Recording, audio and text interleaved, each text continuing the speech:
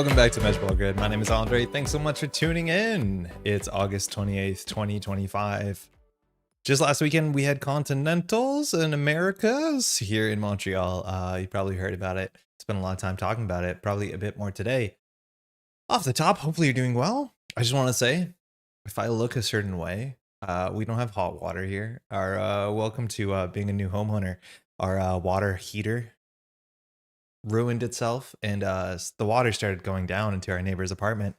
So we're replacing it tomorrow. It's not that bad. It turns out the damage just doesn't seem to be that bad, but we don't have hot water, so I'm doing a pirate shower. How's everyone doing? Hopefully you've been well. It's been really, really busy. It's now just about now, and only now, slowing down. We've had a long weekend, 72 hours of Netrunner, dead water heater right after moving in. Yo, firstly, Solomir, how's it going? Hugest thank you for traveling in and for helping out and volunteering.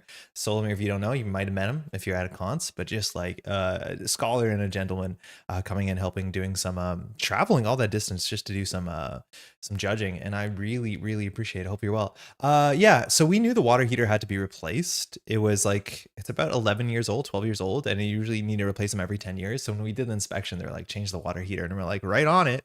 And we're actually meant to change it in like a month or two, but obviously you need to change it now.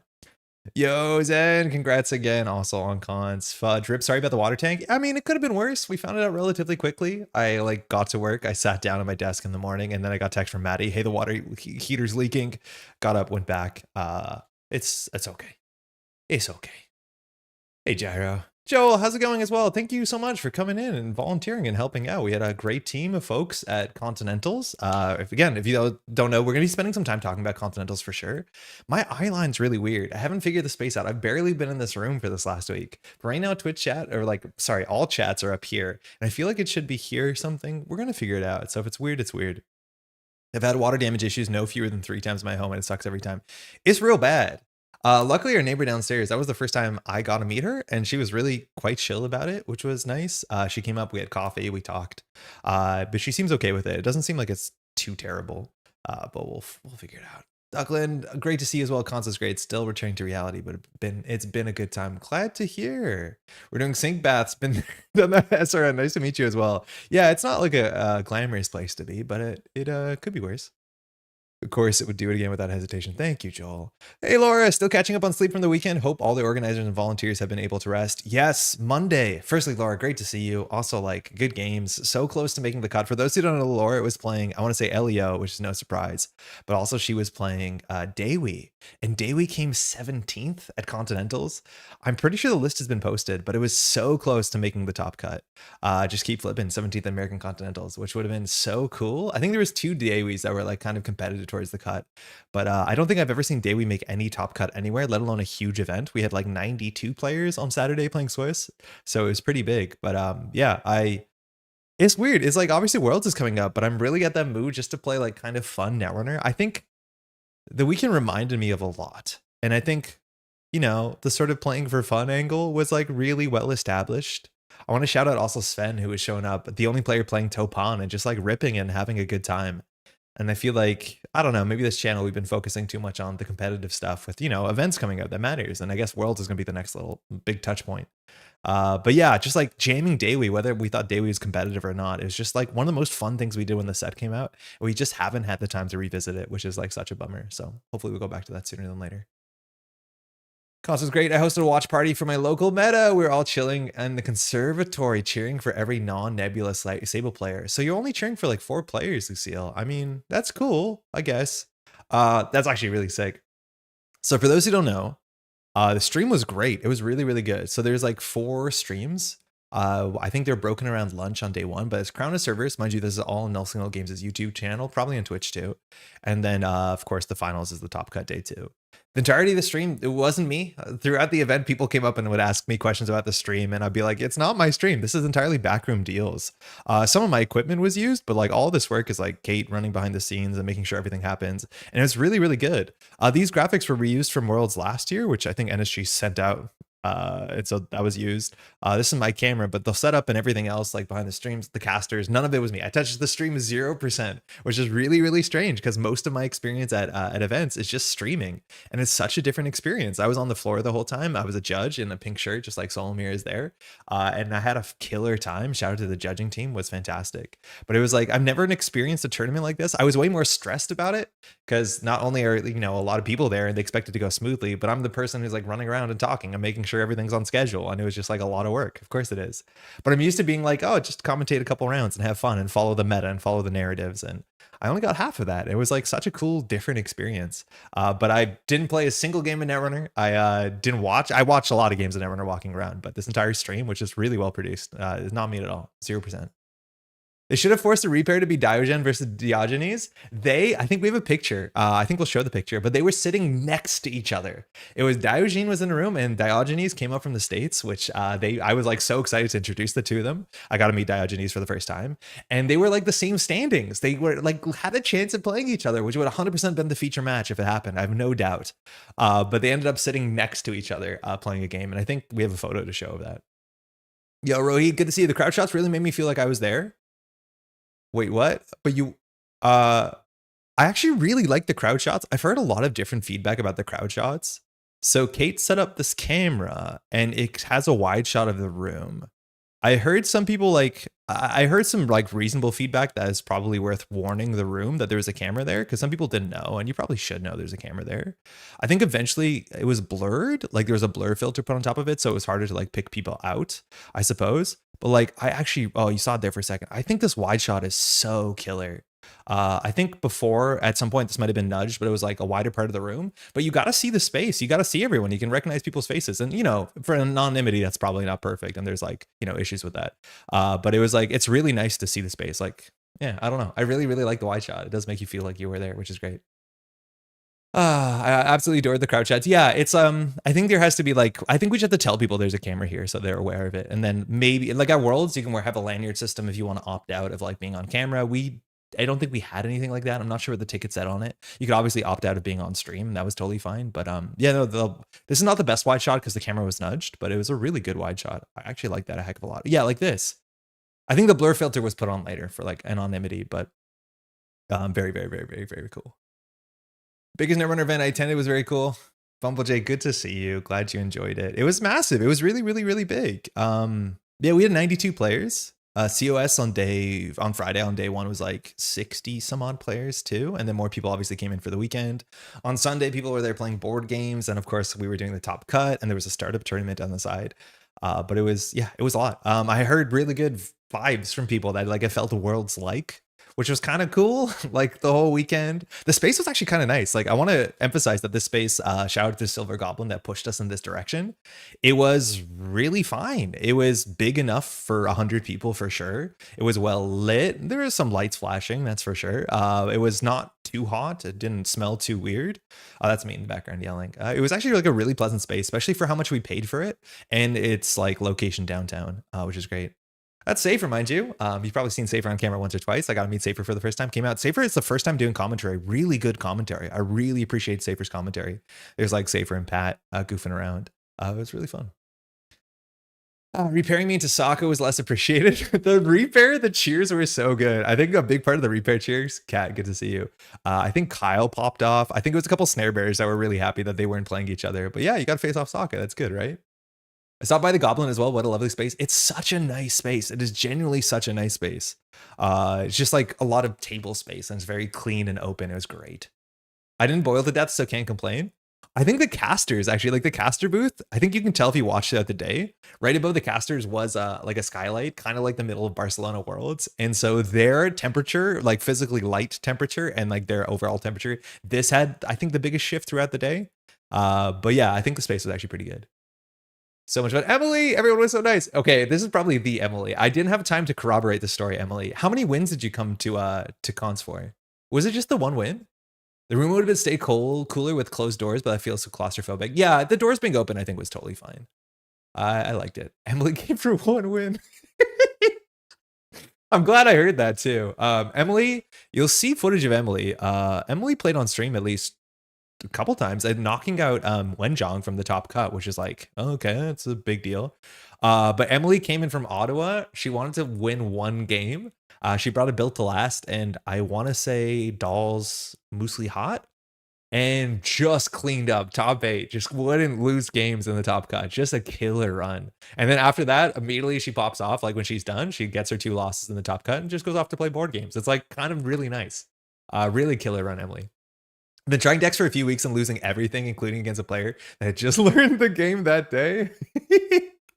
Hey, that's absolutely sick. Really, really cool. The cool thing is like I haven't watched all the stream. I've been catching up on the stream, so I get like all this cool content to watch. And you'll see me like come up to the tables and like do some judge rulings. I think there was a judge ruling against, it was Kato versus Cullen, and there's a judge ruling that it's like there's no table mics, and eventually there couldn't be any table mics apparently because of the clicking of the poker chips, one person, it turns out. But yeah, I think there was a table call that you kind of have to guess what the judges are saying, and I think Pat nailed it, what the judge was saying, which is really, really fun. Hey, Safer, I know you've heard this feedback before, but like first time on comms, man, you killed it. I think you really should do more commentary. It's very, very quite good, especially with your background coming from dev and doing that, you know, sort of analysis. I think it's really, really, really appreciated. Hey, Jai, I know you've been talking in chat. I think I needed to plug this. I think 2 people reached out to plug this thing. I'm still gonna do it, but like that green bar is green. This is send Jai to Worlds 2025. Help the People's Champion reach Edinburgh, Scotland. That's Worlds. It's already raised 107% funding. There are stretch goals. You can still fund Jai for sure. Support and coffee. And this is a picture of Jai. Jai, mind you, is the person in the front, not on the banner. Jai is one of the most beloved figures in the Netrunner community, known for engaging in gameplay analysis, entertaining streams, and genuine love for the game and its players. Jai has a long way to go. Obviously, to Worlds. Singapore is on the other side of the country. It does make sense you go this way, I guess. And yeah, Jai getting to Worlds is difficult. So there's raising money to do replay reviews, sign champion cards, stuff like this, and it's already hit its goal. It's not going to stop me from sharing it, but by the time I shared it, it was already finished. So like none of this is up to me. It just happened, which is great. I donated Jai, gotta get revenge. Yeah, send Jai to Worlds so you can kick his ass. So you should have one more opponent to beat. It's that simple. Congratulations, Jai, that's sick. Being slandered live on stream? I don't know what you're talking about. Hey, Pat. This is People's Champions nonsense. Yo, Wenjong, happy post-con stream. So glad y'all can come out. I know it's like hard to travel for stuff, like shout out, you know, sending Jai to Worlds. But for those who came in, those who traveled in for an event like this, I need to say this, it is like the biggest deal. And I think, if you do it once, it's like super addicting. It really is. It's like, I was trying to figure out what to do for Worlds this year because I haven't locked in anything. We just bought a house, so like traveling's a bit difficult. But like you go to a thing like this and it's like the most obvious push to like do more stuff because it's just such a killer time. The community is incredible. The vibes are so good. But yeah, if you can like make it to one event, even if it's an event bigger than you think it should be, like for your first event, it is just like the nicest way to introduce yourself to Netrunner, and like you just keep going from there. It's great. Tell Wild to go to Worlds? Is he not? I mean, you probably should consider it. I think there's still tickets left, but there's a chance there might not be. The travel was the worst on the way out. My flight was delayed like 3 hours. Oh shit. When did you get in? Because you were leaving early in the morning, right? Oh man, we're going to have such a good time. Every time I'm back home, I remember how fun it is. Oh, it's great. I played so many Netrunner games this week, just jazzed commentating games. Yeah, you've been grinding. I went this whole weekend, I played 0 Netrunner games. I played none, and it was kind of strange.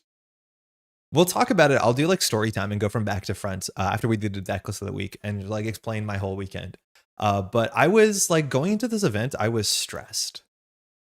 I'm going to definitely repeat this when it comes to story time for sure. But this event, like, and its connection to me is strange. It's genuinely a strange thing because I know I said this and I probably said this in maybe not the right tone, maybe when we were doing like the small closing ceremony, which there was only maybe a dozen people there because it was like really late on Sunday. But like Continentals is not, it wasn't meant to be my thing. Like I didn't apply to run Continentals in Montreal. Luckily, 2 other people in my meta did. If you ran into Kate or Nick, and then because of the mega city kerfuffle, maybe in some ways I strong-armed myself into this position. Maybe it was not a flattering thing to do, but regardless, we're all working together to run this, and I think that went really well. But this whole weekend, I was stressed. I was really, really stressed about this. This is the biggest event we've ever run. I think this is the biggest Netrunner event. No, it's not the biggest Netrunner event in Canada. We had Toronto Worlds, that's for sure. But like I went through this whole weekend like just stressed, being like I have to make sure everything is good. I have to make sure everything's running on time. There's a lot of things we were doing for the first time, like self-reporting, deck lists online. Like these are all things that have existed for the last month, but we're doing for the first time. And it was just I don't know. I feel like I need to figure out a way to do this while also like take time off. Like it was so hard to relax with friends because it was like it comes to 10 o'clock and you're just exhausted. And then like I didn't play any Netrunner. I feel like I don't know. I feel like I need to learn from this. It made me more excited to do it, at least a day later after you get through it. But you did very well. Thank you, Safer. That's very kind. It was definitely like, oh my God, it's a lot of pressure for sure. Yeah, Tom, I know that stress running a big tournament is hard. It's really, really hard. It's a lot of work. We learned a lot. And I think that's like kind of the coolest thing is once you do it, you're like, I've learned so much that the next time you do it, you'll do a better job and you know what you can do to do a better job. And that's like really compelling. But yeah, it's I need to figure out how to make it more emotionally sustainable. One of my all-time favorite events. Thank you, Kat. That's very kind. Ben was super smooth on your team with travel again and heartbeat. Thank you. That's very, very, very kind. I really appreciate one talk. It's also great to see you, of course. I don't think the event could have gone much better with fabulous first event. I wish I had more time to meet more people properly. But that's exactly what I mean, SRN. Like, I wish I had more time to hang out with people. I didn't. Like, I wish I could sit down and like shoot the shit with folks. But I was always like constantly on my feet. And that's the sort of thing I need to figure out. And I think I need to just like, you know, trust the team. And oh God, my judging team was so good. I cannot ask for better. But yeah, I think I just have to like sort that stuff out for sure. Yo, Alex. Montreal Worlds 2026/J. It's like, it's really funny. I was joking about this, like asking or like, you know, it's a really nice compliment for folks who'd be like, yo, we could run Montreal Worlds. It would be hype next year. I agree with it. I feel like on Sunday after I'm so exhausted running this event, and then the next thing is like, you want to run a bigger event? I'm like, oh man, I know it's a compliment, but please let me go to sleep for 3 weeks. It was very funny, the mixed messaging buried in that. Is it /J? Montreal Worlds 2026 /NJ. NA Worlds probably East Coast. I mean, maybe. Alex, great to see you. Got a bunch of stuff with new job, new house. That's what I'm excited to hear more about. Yeah, exactly. I think that was the thing that caught me. And I think that's the thing that also makes me more excited to do something like this again, is that the timing for this was terrible. It was genuinely awful. When I applied to do Conts, or when I got involved in doing Conts because of the thing we said earlier, it was like, what, in March, April? And like, you know, I was doing YouTube content. That was my gig. And now, like in the last 3 weeks, it's been a new apartment, a new job, and then Conts on top of it. So I feel like there's a lot of places where I could have been more organized. I could have done more. And I'm grateful, especially for Zen, for Kate, who like very much anytime I just like totally dropped the ball, you would not know because she was doing it behind the scenes and like totally carrying my ass. So thank you, Zen, for that for sure. But yeah, it was just like way too much at once, and that really got me. Montreal Worlds 26 would be even funnier tragedy for me, given my Canadian visa runs out. For those who don't know, Matt has been like, is in Edinburgh, from Edinburgh, but has to get out of Edinburgh right before Worlds, and then obviously the same thing keeps happening. I'm sure AF not going to be America Worlds. Yeah, I think it doesn't look like that. I mean, we could maybe hope for the best, but Montreal Worlds, now that you slept for 4 days. I took 1 day off. My voice was cooked on Monday. It was really, really bad. See, how's it going? You did amazing, man. Thank you. Christina could feel the stress rating off of you and wanted to hug you the entire weekend and tell how amazing you did. You crushed it. Thank you. It's good to see you and your family, huh? Montreal 2026 would be so good. I mean, like, this is the issue, is that once you start saying something like Dublin Worlds, and they end up putting it in a place close to it just because they're like, oh, we thought about it. But that's a long way away. We'll see what happens. Conveniently timed unemployment on my part. Yeah, Zen, sorry about that. Hopefully it's going okay. I know you were like really busy in like July specifically. Montreal Worlds is just a selfish desire for me. I mean, it's close. The commute's pretty easy, relatively. Yay, Solom, thank you for the amazing event. Thank you for coming up. Cashing in the buy. We had like 4 or 5 buys cashed in. We had more buys cashed in than I thought we would have. I don't think I got to introduce myself well enough to the person that brought the buy-in from the like Wisconsin area mega city. I think I should have said hi better. Ottawa Worlds then? Gotta know Worlds. Let's go. Feels like having a second person running the start around stuff you could swap off in shifts at least would help a ton. Yeah. There's a lot of learnings for that. I never ended up taking a break even though it was scheduled. But like, oh my, like, this is the thing, is like, my goal is to make sure everyone's having a good time at such great expense to me potentially. It's like, I need to make sure all of my volunteers are taking breaks. And if they're not taking a break, I'm not taking a break. And that's just kind of how it is. It's going to be like that forever. So yeah, it's good. What was the buy conversion like anecdotally? Pretty good. I think it was pretty okay. Like Sokka had a buy, Seb had a buy. They made top cut. One of those won the event. Solom had a buy. The player from Michigan had a buy. I feel like there was a fifth buy. Delegating? I mean, I trust everyone so well. It's just also like I've never done it, so I don't know what I'm allowed to get away with. We had breaks. No, you had breaks. I kept telling you to take breaks. You're like, I'll take half a round off. I'm like, dog, okay, we're fine. Take half a break. I don't know. I'm messing you on the numbers. I don't know, Kat. Yo, Kevin, good to see you too. On the plus side, you're not qualified to be a wedding planner if the new gig doesn't work out. It's like in Star Trek, you can be the captain, but you need the chief medical officer that can kick you out and pull rank when you aren't taking breaks. Yeah, no, it's good. It'd be fine if that happens. For what it's worth, like I don't think I needed a break. I was actually kind of excited to be there, and I feel like if I wasn't on the front lines, I'd be stressed. Like that's just kind of how it goes in my head, for better or for worse. Do we need to get a volunteer whose entire job is to bully Andre to take a break? I think so. Personally cheering for St. John's Worlds. I'd be happy to go to the East Coast for anything. More like delegating. Tehran, glad things were great this weekend. I'll make it some year. I'm looking forward to that. Tehran, I feel like you had an impact on this event pretty heavily. I'm glad you got called out. I haven't listened to the interview yet, but I know that, oh no, maybe I did. Maybe that your name dropped in the interview, because when I saw that deck, and I mean, like, no disrespect to Sebke. Sebke is a fantastic deck builder, let alone player. There was definitely a Tron in that conversation for sure. So very, very, very, very cool. 19 to 21 all buys. What? Wait, that's the numbers about how many like buy conversions we had? Cat had a buy 19th, yeah. Cold Lava had a buy. I think Cold Lava was like 20th, maybe, give or take.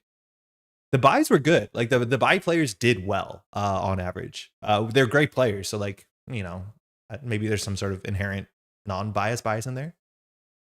They're on legacy. I have a staff for my big events whose base job is to make sure I eat, so I get it. Yeah.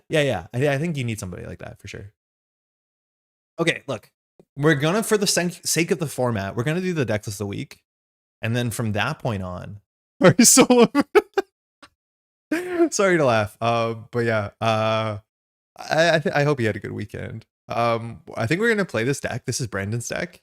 First at APAC. There's other, mind you, Continental season's not over. Was there an online Continental this weekend? I feel like there is. I have no idea what the results were. And I think there's an EMEA Continentals this weekend too. I have no idea what the results are, but that's in the future. The deck right is my greatest unintentional psyops. This one? I may have accidentally stolen a sandwich for Jeff at Worlds. Wait, from the volunteer sandwich pile? The sacred volunteer sandwich? You know how many volunteers went hungry? One. Because we're short one sandwich, cat. You need to tell Jeff. I'm kidding. At least I did okay. Okay, at board games. It's good to see you hanging out and playing stuff on Sunday. Online EMEA coming up. Yeah, it's probably like less than 24 hours away. I think it's this weekend. They're having it's great that they exist. They're like 30 people, 40 people. It is, yeah, it's probably a bit, I'm not gonna say anything because it feels like I'm undermining it. I don't want to, but yeah, it's good that they're online Continentals. I think there's still gonna be people gunning for this Continentals. Like I know Sokka really wants that buy. Sokka was just shy of the buy at in Montreal, so I think there's a shot that he's gonna go for it again. Oh, sub case PD list, yeah, isn't it just like a clip? I haven't watched where the clip came from, but it's you and Axu hanging out, talking about some core damage. We had so many sandwiches for volunteers at Worlds because they were bad at telling all of us the food was stashed away for us. Yeah, I think it was a surprise. This is the thing, like, I need to, okay, when we get to the Worlds talk, one of the things that I'm the happiest about how Continentals went, and I don't care if you all had a good time. One of the things that I'm the most happy with was how well fed volunteers were. It was just really well set up. It was like Friday, you're a volunteer. Well, COS finishes at 6 or 7. So Kate gave you $25 cash to go out and get dinner because everyone's going out and getting dinner. That's sick. And then there's meals through the whole day on every other day. Like it's fully catered. We really appreciate volunteers coming out, and we can't like pay, unfortunately, volunteers the way that we're running things at the scale we're running things. Like we can't pay you a stipend, which mind you, for big events, NSG does do that, which is sick. But at a minimum is like, there's going to be meals all the time. You don't have to worry about it. And I really, really value that. And I think if the ticket price goes up $1 and we take all that money just to feed folks, it's worth it. Organizers gave out so much petty cash. Yeah. They literally got petty cash. It was sick. And they got to play it twice. I want to petty cash by winning a game of Arcs. Oh yeah, I saw that. People were throwing prize support onto board games, which is also like really cute. 2 out of 8 buy players made the top cut. Tons on the bubble. Yeah, the bubble was like really, really dense. Andre, why is Picori so amazing at big events? Inherently is amazing. She likes these sort of events. Like she likes just hanging out at the front and talking to people.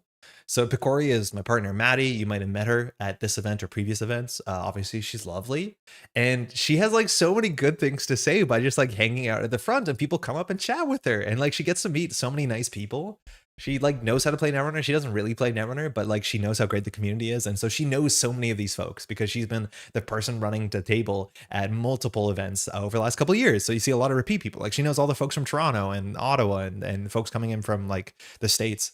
Yeah, anyway, she had a great time. Her shout out to Michelle, her friend who doesn't play Netrunner at all, who came up on Saturday to help as well. Shout out to Michelle. It was really good. Yeah, great stuff for sure. Jeff, you've seen the fantastic picture of you. Bubble was pretty clean, I thought. It was perfect. The bubble was 16 was clean. 17 was a different score. I'm very happy about that. I don't know how that happened. Throwing ARCS games like so many Corp games. To be fair to Sub K, I wasn't a believer in Salvo PD after rotation. I thought Gatekeeper was load bearing. Me too. I played it and I thought without card draw, there's no reason to lean into the YDL. And playing the 3 copies of the Corporate Hospitality is like super inspired. That photo is sick. It's a really good photo. It's great. It's great to meet her. Yeah, she had such good stuff to say about meeting everyone. Honestly, I think it's so great that Maddie and Kate are all your partners are cool with helping run big events. I think you talking about that. That's the problem with the West Coast, is the West Coast partners are not as like able to help with events, which I think is just like so funny. Maddie had some really great stuff to say about you, Solomir. She was very happy. She was like, "This guy's like the nicest dude. I don't get it." 17 was indeed a different score. Yeah, sorry, Laura. So close. Every photo of Jeff is fantastic. No, I've seen bad photos of Jeff. Like, I just want to be very clear. There's bad photos of most people. And then this is a really good photo of Jeff. Kate's a professional. I'm just never in her bum. Yeah, shout out, of course, Sean, to yourself as well. There's a lot of work that goes behind the scenes, but Kate absolutely killed it. Running events is my day job. All right, are we going to do the decks of the week? Let's just get this out of the way. I don't know. It's like, it's fine. It's an AU Co deck. Hey, for the meta at the Conts, like, let's be honest, okay, Conts is fun and all that, right? Let's say that. The meta being so Sable and so AU Co, how bad was that for you? Like, was that a plus? Was that a minus? Is it a detractor? What do you think of the meta? I didn't follow the meta much because I had other problems, but then looking back on it, there was like more people playing Sable than entire factions. That's like not great. It was fucking great. Congrats, Ian. How you doing? Thanks for the deodorant. Shout out to Ian, who's been supplying me deodorant at tournaments. We're gonna make it a thing now. Congrats. It's great to see you. I really like your write-up. There's 2 write-ups. The one write-up about the runner side is like in 2 parts. One part is like explaining gray paste. The second part is like philosophical, and it's quite nice. Somehow never played against an AU Co. That's so wild. I'm assuming your deck is like okay into AU Co because you get like click and press card draw. Convince me I should cut the hostile architecture on my AU Co. Yeah, it's been rarer. I don't think I've seen it. I don't think I've seen a bad photo of Jeff. I think you might be right, but I think that's maybe because there's only a limited amount of photos of Jeff. Like, Jeff is not the one to take photos of himself. So if there's photos of Jeff, it's because either he's at a cool thing and he's smiling, or he's getting married and he's in a suit. It's like one of 2 things, right? we had Hosh outnumbering Shaper for years. I don't hate the Sable gameplay. I don't hate it. I'm just asking. I'm just saying a question. I only faced AU Cos, lost them all, learned a lot. They're interesting games. I will always have deodorant for you. Thanks, Ian. Oppo AU Co is hard, but you need to keep it poor to have a chance. Yeah, maybe. I got to see a lot of AU Cos where like, maybe I was just watching Ian a fair bit, where like the bladderworts were just the number too big and they don't matter. That's like a cool place to go. I'm sat in the September 17th waiting room personally for playing, but as a spectator, the games were entertaining. Well, the ones that weren't decided by Nebula scoring false lead early. Man, the Nebula comment is like very, very real. And in some ways, it made me upset because like, I don't like Nebula. And I'm glad to hear this comment coming straight from Sokka, because Sokka's like live vlogs you can watch on YouTube. They're like YouTube shorts. And Sokka came in 3rd at the event and he recorded a thing and he said exactly the thing that, you know, makes sense. This is not a high skill deck. This is not. It's not a high skill deck. Sometimes it works. Not this one, Nebula. Sometimes you draw it and it's good, but I got to see a bunch of games where it was just like Nebula drew bad and they don't have a play. There is no play pattern that they can do. The best they can do is put cards on the table and hope. And yeah, I've talked to people who are like trying to read your opponent and what they put on the table. But like, it is such a shame to have Sokka piloting a deck that doesn't give him that many decisions. He's good. Let him cook. And I'm very excited if Sokka plays at another concert, the next Worlds or whatever, whether he's going to keep that in mind to be like, I don't know. It just seems like such a mismatch to have such a skilled player on such a deck that doesn't provide that many options to you. Again, I mean that with the most respect. Hopefully that comes across, but you know what I mean? It's like I'd rather see Sokka play LEO for sure any day of the week and actually see what he's doing. The game versus this Brandon on this exact deck was a wild one. Which one is that? Also, this new house looks nice. Thank you. This room I've spent very little time. What I was rushing into the stream is that we got these new bookshelves and they're really tall, and all the floors in this house, because this house is from like 1910, are so old that they're all crooked. So I have to actually nail the thing into the wall, and then I'm trying to figure out how you drill into a wall. What kind of wall is it? Anyways, I learned a lot today, and so far bookshelves are up. It's good. To quote the king, Nebula never loses to the runner, it only loses to itself. Yeah, that could be about right. It's a shame all the wholesome scoring LEOs didn't make it far in the top cut. Yeah, they didn't make it that far, but LEO was like a good pick.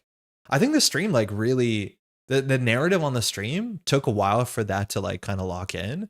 I think the first 2 rounds were like literally the same LEO deck because I'm only watching it sequentially. But like LEO was just like a reasonable choice. It was the second most represented corp identity, I think tied. There was like 10 players of LEO and there's 10 players of like Nebula. But it was a reasonable choice. Like a lot of run-based criminal, it's fine. They're playing few agendas. Like it makes sense going into it. Those games are interesting. They're a bit plotting, that's for sure. But like the HB obviously like was very much worth talking about at this tournament in weird ways. Oh, the sudden death conduit. Oh, your game that went to overtime versus Brandon. Oh my God, the game that Alex played that went to overtime against Brandon was so good. So I'm like doing the clock on Brandon's game because Brandon playing the Oracle. Shout out to Eric, who's the Oracle all weekend. Eric, you're the best. Time was called. And so I think Brandon gets one more turn after. I'm not sure, but this is the last turn for Alex, who's the runner. Alex has like maybe 1 or 2 cards in hand and doesn't have a lot of money. And it was like click 1, ritual to draw 3 cards. Then click 2, siphon, transfer of wealth. 1 ice, I think we go through. I forget exactly how. Brandon tries to duck by rezzing a bunch of stuff. Doesn't have enough. Yeah, it was 3-3. Like it was low points, but it's 3-3. And so it's like if Brandon can score at 1 point in his next turn with fast advance of the moon pool, like the game's over. Like right, it's really really hard to deal with. And then it's a transfer click 2, and then click 3 is like install something. No, click 3 is run R&D, and then it's like simulchip to muse into a conduit, and then it's a Pichashon from hand, and then we're going through this ice on R&D, which turns out to be an enemy, taking 1 damage, and then finally we have no cards in hand, but it's the last time we go through this thing with conduit, which returns the Pichashon back to hand, so we have more hand size, and somehow in those 4 clicks, which become 6 clicks or whatever because of Pichashon, we get a conduit down with 3 counters, and there's a Spin Doctor Shuffle in the middle of the conduit dig, and yeah, Alex wins on 7 points. It was incredible. It was such a hype ending to be like, F it. Like ritual, transfer, conduit, install, instant speed, run through the ice, face tank it, Pichashon from hand, get a click, do it again, get a click, run it again, Spin Doctor Shuffle, see 3 new cards, go from 3 to 7. It was incredible. It was so good. It was sick. Was it rejig Unity into Muse? Oh, it was a rejig. Yeah, I think you're right. Just to have the money. It was awesome. It was really, really good. It was after an Oppo turn 2, I think. Yo, Floating, good to see you. Good to meet you. All LEO games I played or against were very fun and interesting. Yeah, the LEO games are cool. There's a lot of agency on both sides of the table. Hey, Brennan. Nebula has stopped being about Glacier, but more about false leading to kill. Yes. Yeah, the Nebula decks have moved away from getting enough ice to make it impossible. Now they're just playing enough ice to be miserable, and then just saying like, oh, Behold is a problem, Oppo is a problem. I don't like it as much in some ways because it like, well, it feels higher variance because if you make a run and don't touch a Behold or don't get Oppo'd, right? Like the deck is doing very little, but that threat always is there and you always have to play around it. I don't know. Like, I'm not going to say anything good about Nebula. I think it's easier to overemphasize cut games, which are smaller sample size relative to cut. Also, I need to do a little short on how badly I threw my game against Chris and why. The one on stream? Great to meet you and so many others too. Every now and then I play Conduit Peach Champ Pantograph deck and try to win on one turn worth of infinite digging. It's always really fun when it works. It's cool. It's a really cool angle to be able to close the game out of nowhere.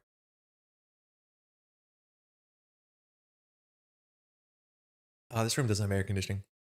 I feel like False Lead Kill is an eventual singularity of all corp metas. Yep. I can see it. I'm really excited for the next ban list to see what they do about many things. But yeah, very, very interesting. Usually the ban list going into Worlds is like a pretty ambitious ban list because it's about making a fun meta. And for what it's worth, I don't think the meta is particularly unfun right now. But I do think maybe perceived wider would be cool. But that should be coming out in a couple weeks or so. So buckle up. All right, let's do the deck list of the week and then we'll do story time. It's already 9:30. It's an AU Co deck by Brandon. Came first to APAC Online. I think knocking Sokka out in the finals. Roshni, I'm doing well. I'm finally catching up on sleep and stuff. I'm not well bathed. That's a problem. Please delete False Lead from existence. I'd be happy with it. It has a nice alt art. I want the next ban list to help NBN, Jinteki, and maybe ding Krim a little. You want it to help Jinteki? I think help NBN is really difficult. I think that's gonna be a hard one. I think this meta is pretty great, minus Kill Nebula. Yeah, I agree. I don't mind the AU Co decks. It was also really cool to see in the top cut how teched some of the decks were against AU Co. Like there was criminal lists in the top cut that were like 3 steel skin, like 3 airblades. I find that to be buck wild, but it's like such a good called shot into some extent. But I just like that. Like imagine playing against a criminal and they like face check with steel skin. Like sick. I get it. More NBN viability would be nice. I agree with you, Dapper. I just think it's so difficult. Hear me out, unban R+. I've been saying this. I don't think I want that monkey's paw, but I want R+ back. Hey, I'm good, I think. There was some chatter at Conts about how some AU Co could be running False Lead, and there's just a place I don't think we should go. People have run False Lead classically in like combo kill decks, like Jinteki shell game decks. Because if you just ever get them into a position where like they're on low hand size, you can just do, you know, like Reaper function into complete image or whatever like nonsense you have packed. Like I totally get it. Or like FUT into Blood in the Water can be lethal. It makes sense. I think those are the sort of like Mushin decks, like the Regenesis decks, or sorry, the other one. What's the other one or Regenesis? Mitosis decks. I could see it. I doubt it's amazing, but small agendas and AU Cos can be a bit difficult. I think every single AU Co in the top cut, I'm pretty sure had the same agenda suite, give or take. Maybe slightly off, but different. But the AU Co at Conts, if I'm not mistaken, and I haven't dived into the decks, are all see how they run decks. Miss me on R+, yeah, for sure. I like AU Co low to the ground. Jinteki Grinder's my happy place.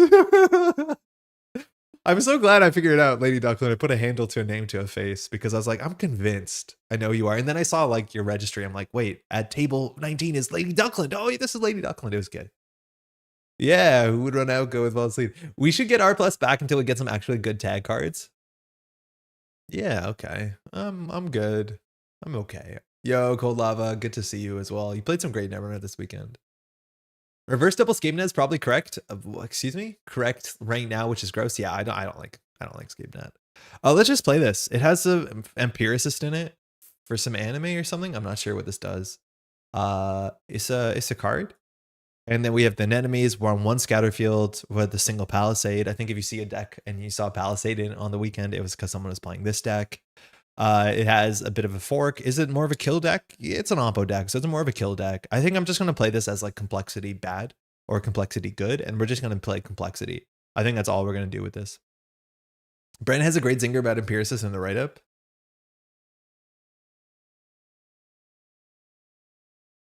I wanted higher strength ice to combat that. I don't have any data on Palisade or empiricist. They were never res. I understand a lot of people don't like the art on empiricist, but honestly, I don't see the problem.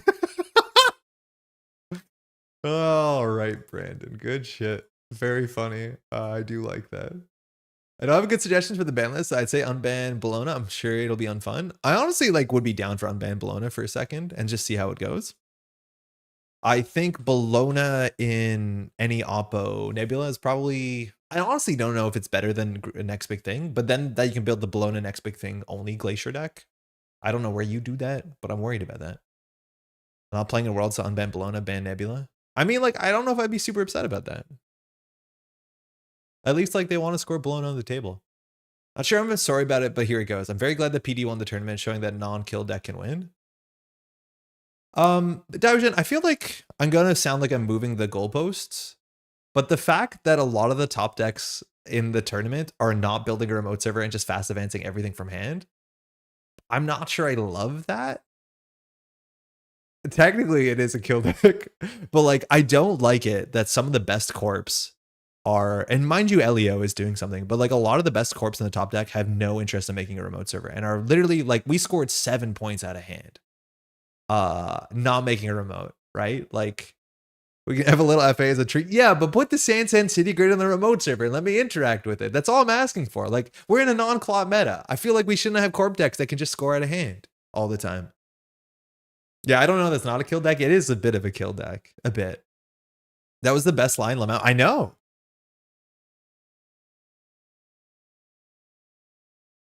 This is all I'm saying. It's like, I don't think scoring decks are the big winner of the event. Team Brandon was on COS had the best team name, full stop.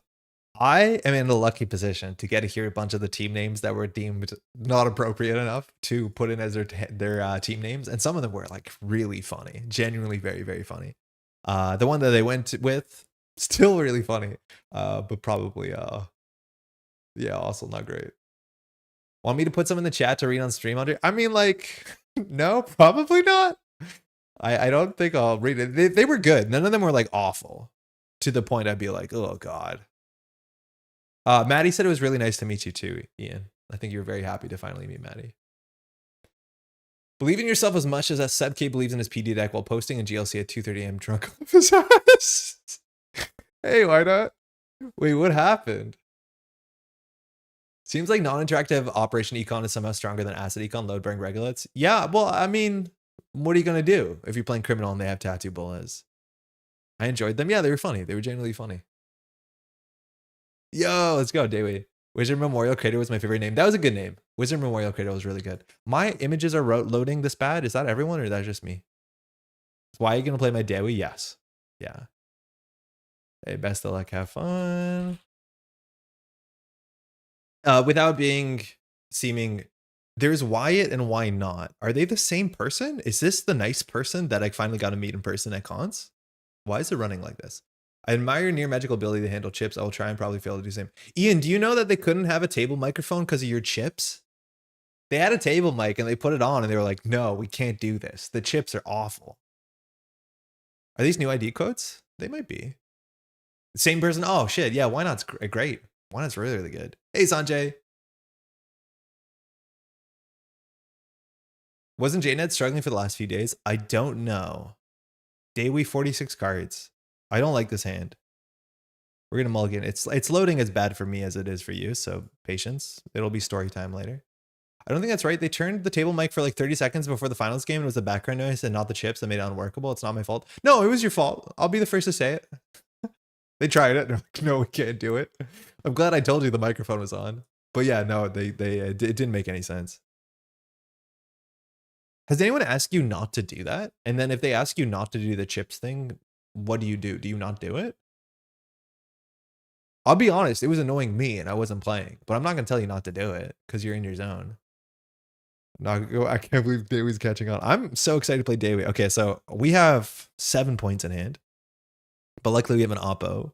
We could always get rid of this stuff. We have a Samasamun, which is end the run. So like we could just put Sting behind it. Losing Fuji from hand this soon is like tragic. Say anything, they're too scared because Man in Orange Shirt wants to hurt them. Man in Orange Shirt, why does he want to hurt them so bad? Like we could do Sting, Sama, Moonpool, and then credit. The chips are cool. Like Ian plays poker. Like Ian does this sort of thing. And so he's really good at chips. He's tried to teach me. And I'm not that good at it.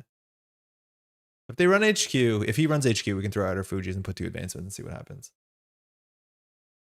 Okay, they figured it out. MU full. Azimat. So 2 cards. 3 cards. Dayway's going to get a credit. Did we Moonpool here? Turn 1 clip's really good. We need to get Ian quieter chips. Yeah, we need to get him like a silencer. So this goes down for 1 credit, and then we keep the Fuji in hand. Scoring this, I'm going to do it. This also gives us an AU Co counter, so no matter what, the Sting gives us 2 AU Co counters. I don't love it. We can't res this. They could think it's a Tattoo Bola, but he could just run it. The room is quiet for finals. The chips were not quiet. Yeah, it did get really, really quiet. I'll talk about that later because I think we had some sort of interference from the crowd, unfortunately. Yeah, not much we can do here. We'll get AU Co though, which is good. Sting. They take the first one. They lose a Gauss. We get an AU Co counter. We get an AU Co counter. Give us a petty. Spin an enemy Hansei. We can do a small Oppo here. I don't know how good his liquidity is going to be. Hansei we can't really do. Spin is fine. An enemy's fine. Okay, that's good. So we can just do complexity stuff like spin Doctor on the table, install behind it. What's it called? The Bladderwort would be really good, and then we Oppo with 0 credits. Popping in for a couple. It's been so long. Oh, Ren, welcome. It's been a minute. How you doing? Okay. Problem is that we can't res this if we Oppo. Yeah, I didn't really consider that. Hope also it's really good. So we could do Bladderwort credit. And then we could Oppo next turn. I think that might be fine. Cohort honestly might be better. I like the Hansei in hand over the SD here. I wanted more cards. That might be right though. I obviously haven't played a lot of kill AU Co. So we could do Bladderwort credit. If we res the Sama, we can't res both. So I think we'll just do the cohort for sacrifice and we'll Oppo. Just a little small Oppo. Yeah, someone's gonna rip your assets. You need to install at the same time. Yeah, I think I need to install at the same time that we do Oppo, but you're right. I'd rather double install here. It might have been fine just to do double install. We needs to get rid of this, so like maybe you can install a knickknack.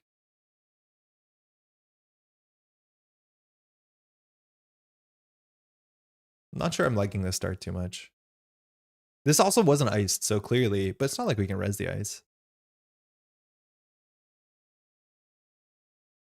Oh, he got lines. That's not good.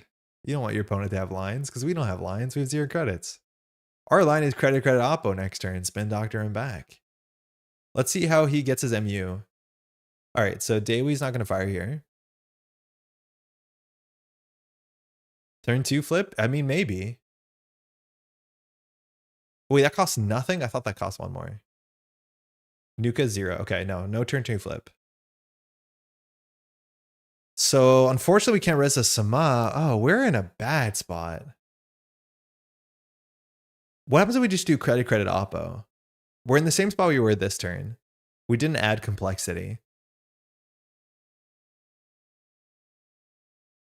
Put him in hell? I think so. Because then they had to clear the tags too. All right, 2 Oppos in the top. That's fine. I'm not great at kill Oppo, but not being able to get money or a big stop representing complexity. Yeah, that's the problem. Like, I would need this Bladderwort ticking. If why not clears the tags, like, it's going to take a while. Hell action. So we'll see. I don't know how this deck clears tags easily. We're not threatening anything, so yeah, you float tags. Azimuth wasn't used this turn. The issue is we can't res this. So we could install cohort, install Bladderwort credit, and hope that the right one gets trashed. We definitely want the Bladderwort. We could click for 3. I think this turn he might clear the tags. I think we do Bladderwort, cohort credit.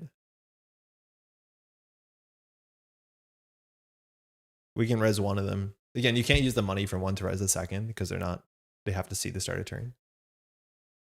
All right, we lost a Bladderwort. It's going to cost a credit though. The cohort might be better for us getting back in the game though. Nice.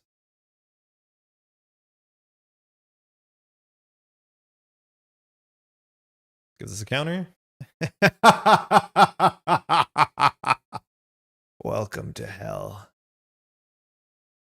Install an enemy, credit Oppo. We're on 1. It could look like a tithe.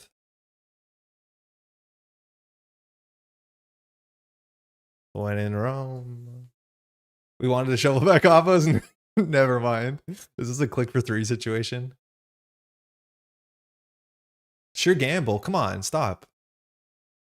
All right, we flipped once. It's fine.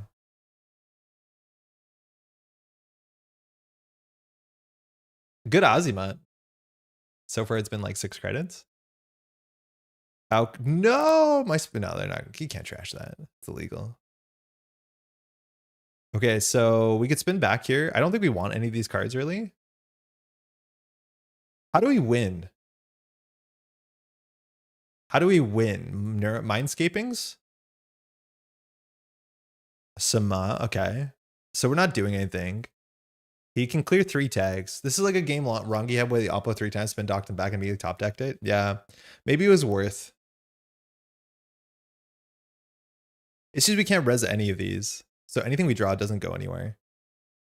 Oh, I don't like that. Oh, that was not a turn. Now he's going to clear tags. Yeah, maybe we need to get to Hansei level. Hannah, that's good.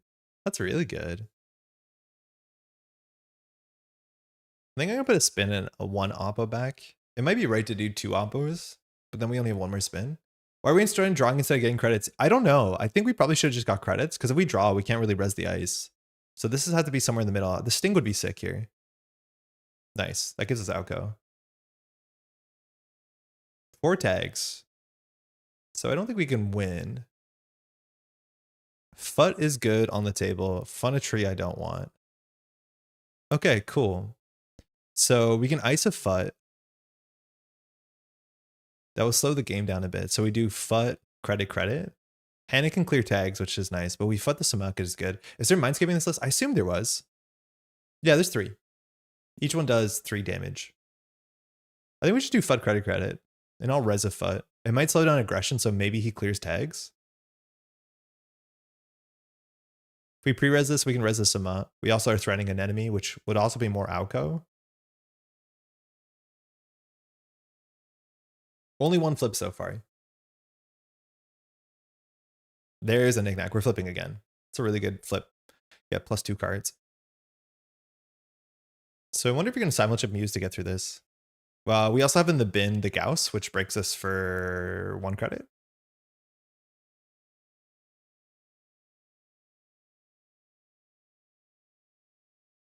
So if we res this, the simulchip has to be used. He doesn't want to fill MU, but if he simulchips this for the Gauss, he has to break for 1, trash for 1, so he's down to 2 credits. I think we do it because we're going to have the ice resed anyways, and this will be better later.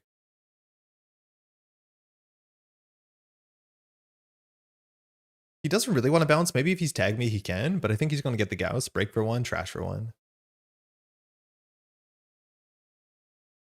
That just also means he can't simulchip for like coalescences and stuff to get back in the game.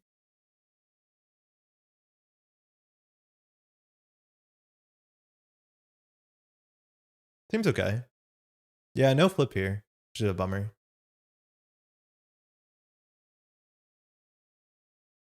Beans. Okay, Unity in the bin. Oh, that's not good. I think we just put this in server 1, don't we? Right, like breaking this is really expensive. It's 3 credits. I think we just install this and click 2. I really don't like this. I don't feel like we're doing much. We're just flailing. I wonder if we really messed up the early game that bad. Hi, this is a sentry? Yeah, it's like the neutral sentry in Gateway. It has 1 neutral berry, 1 code gate, 1 sentry. Sama? We deep dive in? No, we're Regenesis checking. That's fine. Throwing Moonpool with a Hansei is messing up early game? Yeah, I agree. It put us way too low in credits.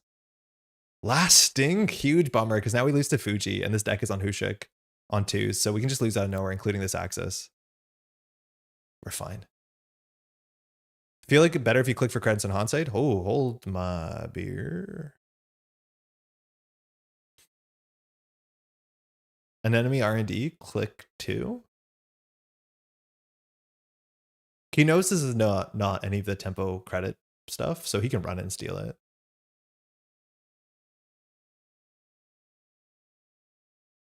So this does 4 damage. Mindscaping, if we top deck it, will be on 5 credits, so we're credit short. Maybe we should just click for 3.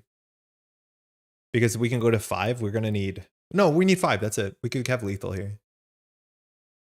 Just click to 5, we kill the Mindscaping. Now if we top deck a Mindscaping, we do credit and align Mindscaping, so we're fine. Yeah, we're credit perfect. We have 3 and 27. He knows we have the end of line.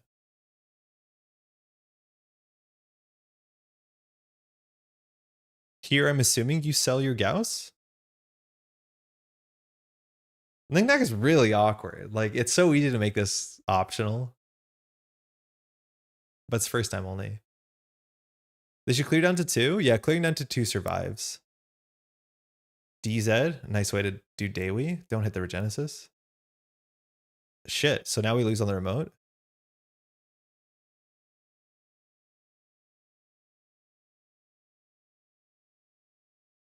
All right, chat. We have a small chance of winning here. We need to draw Mindscaping. Beans. Do we just score the longevity? We can get an AU Co counter. We go down to 1, which is pretty bad. I don't think we do. We do not score the longevity. Do I put the moon pool on top of it, you think? The table bite? I mean, yeah, maybe he'll call it. The longer we spend here, the worse. I could see ourselves installing moon pool on top of it. We could also just click for 3, which is fine. This turn, he's not going to clear all the tags. Do we just die to a Hushuk? Probably not. I'll draw once. Oh, that's good. Complexity.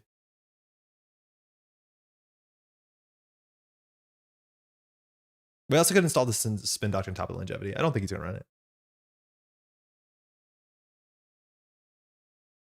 Dewi. Yodel. We can clear a couple tags here with Hannah. I think he's going to run the longevity, right? We lose? Oh, yeah, maybe not. So if we anemone, we get a counter. I don't think we care. Like, we should have overrun the longevity with Spindo. Yeah, I think so in hindsight. Maybe we should do damage just to keep him away from it. But now he'll run HQ, right?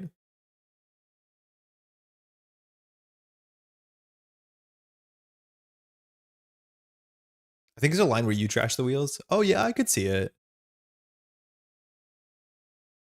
Yeah, I think we should install the spin on top of the longevity for sure. I think we're going to lose this turn. Because it doesn't have a good read what's in server 1 unless you think it's a moon pool, which then the HQ pressure makes sense. 1 in 5. Okay. Are we going to lose that for a credit? So we have a 3 in 25 chance. Beans. Do you have enough damage on a res that end of line is lethal? Yeah, actually, maybe. This could have done 3 damage. Yeah, maybe we had a res there. Yeah, I didn't consider that. Draw? Yeah, we can draw once. I'm just thinking before I commit to it. We have a 1 in 8 chance of winning. Yeah, I don't know what else we're going to do. F.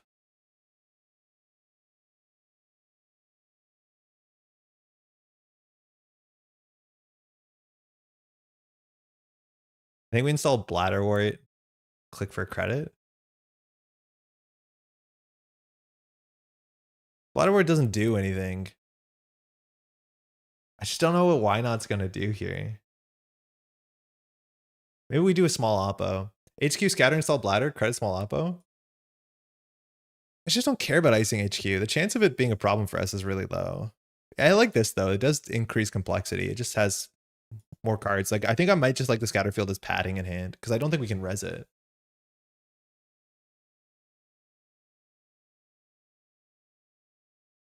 Come on, mind escaping draw. Small oppo is also okay. If we res this, we go down to 2. It knocks out cards. He's not going to draw a card. Res? Yeah, I think so. This knocks out 3 cards. Then he's click compressed. We're on 2 credits. Yeah, fine. We get environment testing and an echelon. So this gives us good AU Co counters, which we obviously need. He's on 1. Axis, nothing scary here because Fuji doesn't win. Doesn't lose because you win on Fuji. It also turns on Bladderwort for whatever that's worth. I'm scared. Are you scared? Yeah, that makes sense. Yeah, I don't like that res. Maybe.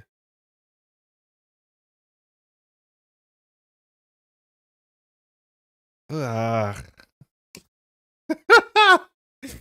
Deeper we slide. We just need credits. We haven't seen a petty cache. We haven't seen a petty cache. I think I'm installing on top of this. It is getting the best of me. I'm installing on top of this, clicking for 2. I don't think we do tempo end of line. We just need to be on 4 credits. So install click 2, then we can top deck it. They're buried, yeah, super buried. Even our petty caches, like we haven't seen a single petty cache. So if we res nothing,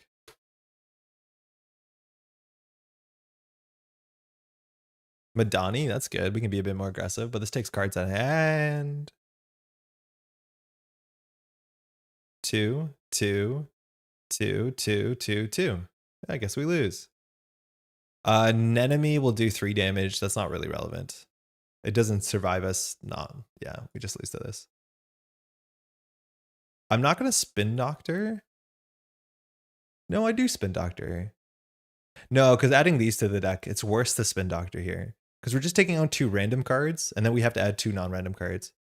I don't think we res here, because we're still gonna lose to this. I'd rather be able to res HQ. I don't think it matters. But they can't draw enough for lethal. Yeah, but we're so likely to find the mindscaping that it doesn't matter. Right? Maybe you're right. Yeah, we should res. I don't think it's actually going to matter. If it does, we'll find out. I just don't see a world where... Yeah, no good. There's like a bunch of mindscapings in there. Good game. We did nothing. Thanks for the game. I think Dewi flipped enough to feel okay. Yeah, I don't... thanks. Hey, no stress. I don't think... Just looking for a mindscaping all game. That was only 12 turns. So yeah, we needed a mindscaping there. So it didn't matter whether we res or not. I think we're relatively likely to lose there. The deck still had 2 Fujis. Honestly, that's it. Wait, we should have survived that. The deck was only 2 Fujis in like 19 cards. I think that's worse than I think it is. But if we survive that, yeah, maybe we just want to res the HQ ice, so we don't want to res there. I was solo on the ground, never had the money for tags. I think you had a turn. But then the 3rd Oppo stopped it. You can't be tricking out assets versus an Azimuth. Yeah, holding to a jam 3. No, I totally agree. Yeah, I definitely shouldn't have put 3. I think I was trying to do something while also Oppoing. I think I should have Oppoed and then installed 2. I think the one turn was the 50-50 between like the I guess we get a counter no matter what. But yeah, I think we need to get our money up first. I think I would rather Hansei to threaten res ice, because for the first like 6 turns, 5 turns of the game, we never threaten to res ice, which means our opponent can just face check everything. Yeah.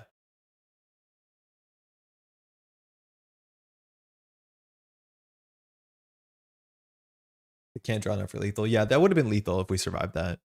But I think no matter what, oh no, well, we see 4 cards and then 6 cards of the spin doctor. I think we're like just hoping we'll find mindscaping by then. 6, 12, 19 is a 50-50 basically. God, the numbers are so much bigger than I think. Aye.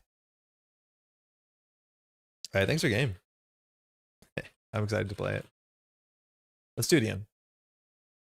Finally, this ended the same way as our Daily versus AU Co game. Did the 2 of you play each other? Where are the America's Conts VODs? They're on Null Signal Games. Just NSG's YouTube. Oh, sorry, I left without saying bye. Sorry, why not? Oh my god. We'll run back. Goes the who check while forgetting to check Spin Doctor first. Yeah, the Spin Doctor check would have made the numbers way better than 50%. If you just ran archives there, the numbers go up so much bigger. Turns out it's not necessary, but okay, Sable. This was the matchup of the weekend. I don't like this hand. Off for the night, have fun. Thank you, Ren. Enjoy the rest of your evening. Okay, against Sable, how big of a deal is it to not be transferred? Like, I'm assuming it's big, but we can maybe duck some of it. I don't like this hand. Like, Petty Cash Spin Doctor is not a start. I'm not going to keep this. When I brought Daewoo onto stream, oh, it's first public debut. Very cool. I know you played against Arzon. I didn't know you got on stream twice. All right, Scatterfield HQ is fine. Best of luck, have fun. Now we don't have a remote play here, really. I don't think. I guess we tempo Mindscaping? Oh, my stream. How do you helps mitigate the opening transfer? Yeah, it does. I wonder if we just do tempo Mindscaping. Ducklin, she knows we're on tags. And then we can like hopefully set something up. We don't have to ice R&D in theory if we set it up. And then we can Scatterfield HQ, which should be relevant for the whole game. Somehow for the remote. Is the issue of Oppo version AU Co, which powerful being kept poor disables? Yeah, but that's most Corp decks, isn't it? In fact, we have cards that only fire when we're at low on credits. Hanse is good. We can set that up. So we can just put this on HQ. An enemy on R&D is probably where it's going to be eventually. Sama for the remote seems fine. I think we just click for credit here. We're going to Hanse next turn. We can't get AU Co. We Hanse, we get half an AU Co, and enemy's the other half. What are you going to trash with Hanse? I don't know. I think we're going to click to draw and then do that. If that's the case, I'll just put this on R&D so we have more clicks next turn. But I don't have anything great to throw out here. If we had a sting, I think I'd discard it. R&D is a mark, class act, okay. That was the turn, sure gamble, okay. All right, we are drawing this card. I think we draw once. So we do Bladderworth Sama. It's just credits. We could put this on a table and let her trash it for 3. I don't think we're super upset about that. We could try Longevity Sama. It's bad into Boomerang. It's bad into Transfer. It's not the worst into Transfer. But we need to get our trigger. So maybe we just do Bladderwort Credit. If she runs it and spends 3, I think we're relatively happy. And I don't think we're at a point that we can turn this on. So I could see us doing that. Yeah, maybe that's fine. I really need to play more of this deck. Archives mark? Bummer. Clean getaway that. Okay. I don't know if this reads like a spin doctor. They don't want to get away it, but maybe she's happy to spend 3. Favor for killer, or we're in. You don't favor for dolls. So Carmen, that's fine. Actually, don't know if that much of our ice matters. What are we on? Oh no, we have some bigger ice. Well, Phonotria is, I think, 2 strength. Anemome's 2 strength. Nuka's good. Lucy, I think you came on stream talking about Nuka being comparable to what's it called? To verbal plasticity. And I would rebut by like watch some of the games on stream where players are emptying like 2 Nukas in 3 turns. Wake gets trashed. Chesva. Okay. I'm a verbal defender. I mean, it's a fine card, but like for this meta, I don't think so. Order doesn't matter. Okay, Hanse for Hanse is fine. That'll give us to 1 echo counter, so we can draw once. Okay, we can Hanse Sting Sama, so it sets up an echo counter almost no matter what. We can maybe do Longevity Sama. She doesn't have a lot of credit, so if she stalls her thing and goes through this, like I don't know if that's how we score Longevity. I think we just push the Sting to do a bit of like chip damage. Oh. Clicks are hard to count. I'm glad I did that. Give me open market for genetics and I agree with verbal. Yeah. I think that'd be a lot easier. Okay, there's the fractor. You want to get this at hand. Verbal plasticity should get better than the wild side. No, because wild side, well, you could get a click back from wild side. There's ways to do it. How's it going, by the way, Cody? It's good to see you. Carpe diem. So we can get some damage. She's going to have to draw. This means if she touches, it's lethal potentially. So we can res the enemy to pitch a card to get AU Co. I think that's fine. Yeah, that's fine. We don't have a great pitch here. I think we throw out the Sama. We hit a Mystic and a Pinhole. That's pretty good. Yeah, it's super aggressive. I think she's relatively happy with the Carmen the Curupira, but now she's in a rough spot where she actually can't make this access. Yeah, she jacks out. Wildside wasn't good until click back card was printed. Yeah, and then it was very, very, very good. Definitely a good card than friggin' red team. I mean, not the worst. The problem with verbal plasticity is that versus AU Co, you want burst draw. Yeah, 100%. It's all about burst draw. Like, it's not about how many cards you draw. It's how many cards you draw in the next couple turns. Like against Nebula, you want to find your card now that you need. It's not about how many cards does it draw. It's like how many cards does this draw in a turn. And it's really hard to beat Nuka. That for 3 clicks can draw 6. Doesn't sound amazing, but it's pretty good. I haven't played it. Yeah, so it was not a good card until they printed a way to give you your click back. Then it was very, very good. Okay. Order doesn't matter. Top 3, petty cash, easy. So we can petty cash here. It puts us out of Bladderwort, like away from Bladderwort, but it's not that big of a deal. We did jettison our ice. We could just score the sting, and then we end up discarding, which like I don't love. Her money's not great. She'll be on 3 credits, so we can install the FUT, install the moon pool, and just go complexity good, and install the spin. I think if that's the case, we might as well petty cash.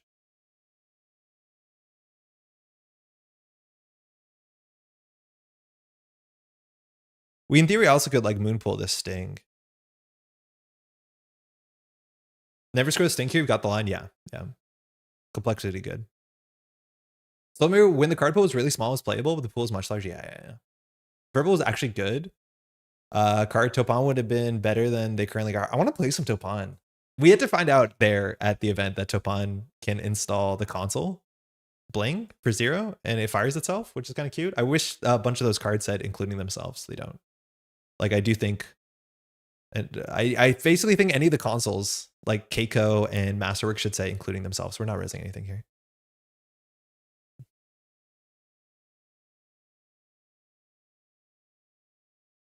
Nuke, click nuke. Carpe Archives, nothing to hide. We didn't res the FUT. What are you doing, Andre? That's fine. I think that's fine. Oh, well, it didn't matter. Didn't matter. Nuki Bulguki. Okay. So we could moonpool now to get an AU Co counter if we wanted to, because we can discard a card from hand. I think we're just going to sting and be happy about it. Oppo would be actually a pretty good top deck, and maybe that would challenge the turn. I don't think we needed Spin Doctor here. I think we're just going to score the sting. I don't love it. It knocks 1 card out of hand. She's Nuka coming in. An enemy soft. Score longevity? I mean, I don't think we need to. I don't think it's being threatened. HQ is safe. This gets us a counter. I know longevity does too, but I kind of like our cards in hand. I don't think I'm happy with this. Hitting a transfer is okay. Don't score anything, draw the spin, don't put stuff on the board. Ian, chat delay. You should have like preempted what I was going to do. I don't love the dolls meta. I'm glad that the dolls actually had a very noticeable downside in the finals. Because the number's good.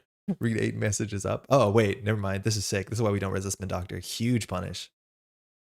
But the dolls had a pretty reasonable downside in the finals. Bye, money. Picking the runner for 1 card is not worth our whole turn, especially with Nuke on the board. I think you're right about that. I wanted the AU Co counter, but I think we had other ways to do it. Destroyed, yeah, that's pretty good. Yo, Crowar, how's it going? Moonpool, we would have just removed it for no reason too. Just kept like blowing things up. So I guess we AU Co for complexity's sake. Sick. Okay. How much are you to break? 5 credits? You just, what's it called? Anansi again, but worse. I think we can install a shitter. We haven't seen the console yet. So we could do shitter, palisade. We have the setup with Moonpool. Shitter, palisade. Oh, we're on way too many cards.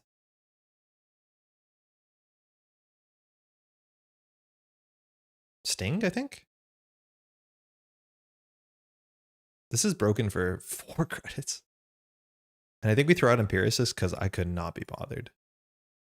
What happened with dolls? I haven't gotten to see the finals yet. The amount of runs that the runner wanted to make would have been higher, but you only have so many dolls. Yeah. Basically, Ian just could not run enough fast enough. So if she goes down to 4 cards, we win, right?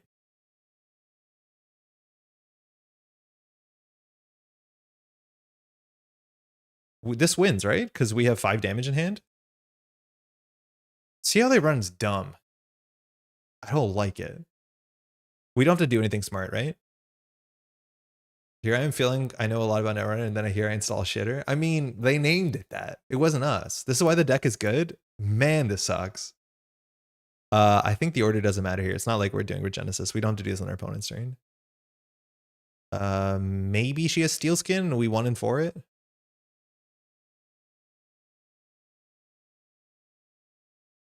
Me, the judge, sweating when they use all the text on Moonpool, and I'm pretty sure I know what it is. I don't care. Yeah, there could be steel skin. It's a 1 in 4. It's not. Yay! You didn't run one thing on the table and you lose. Good game. Thanks for the game.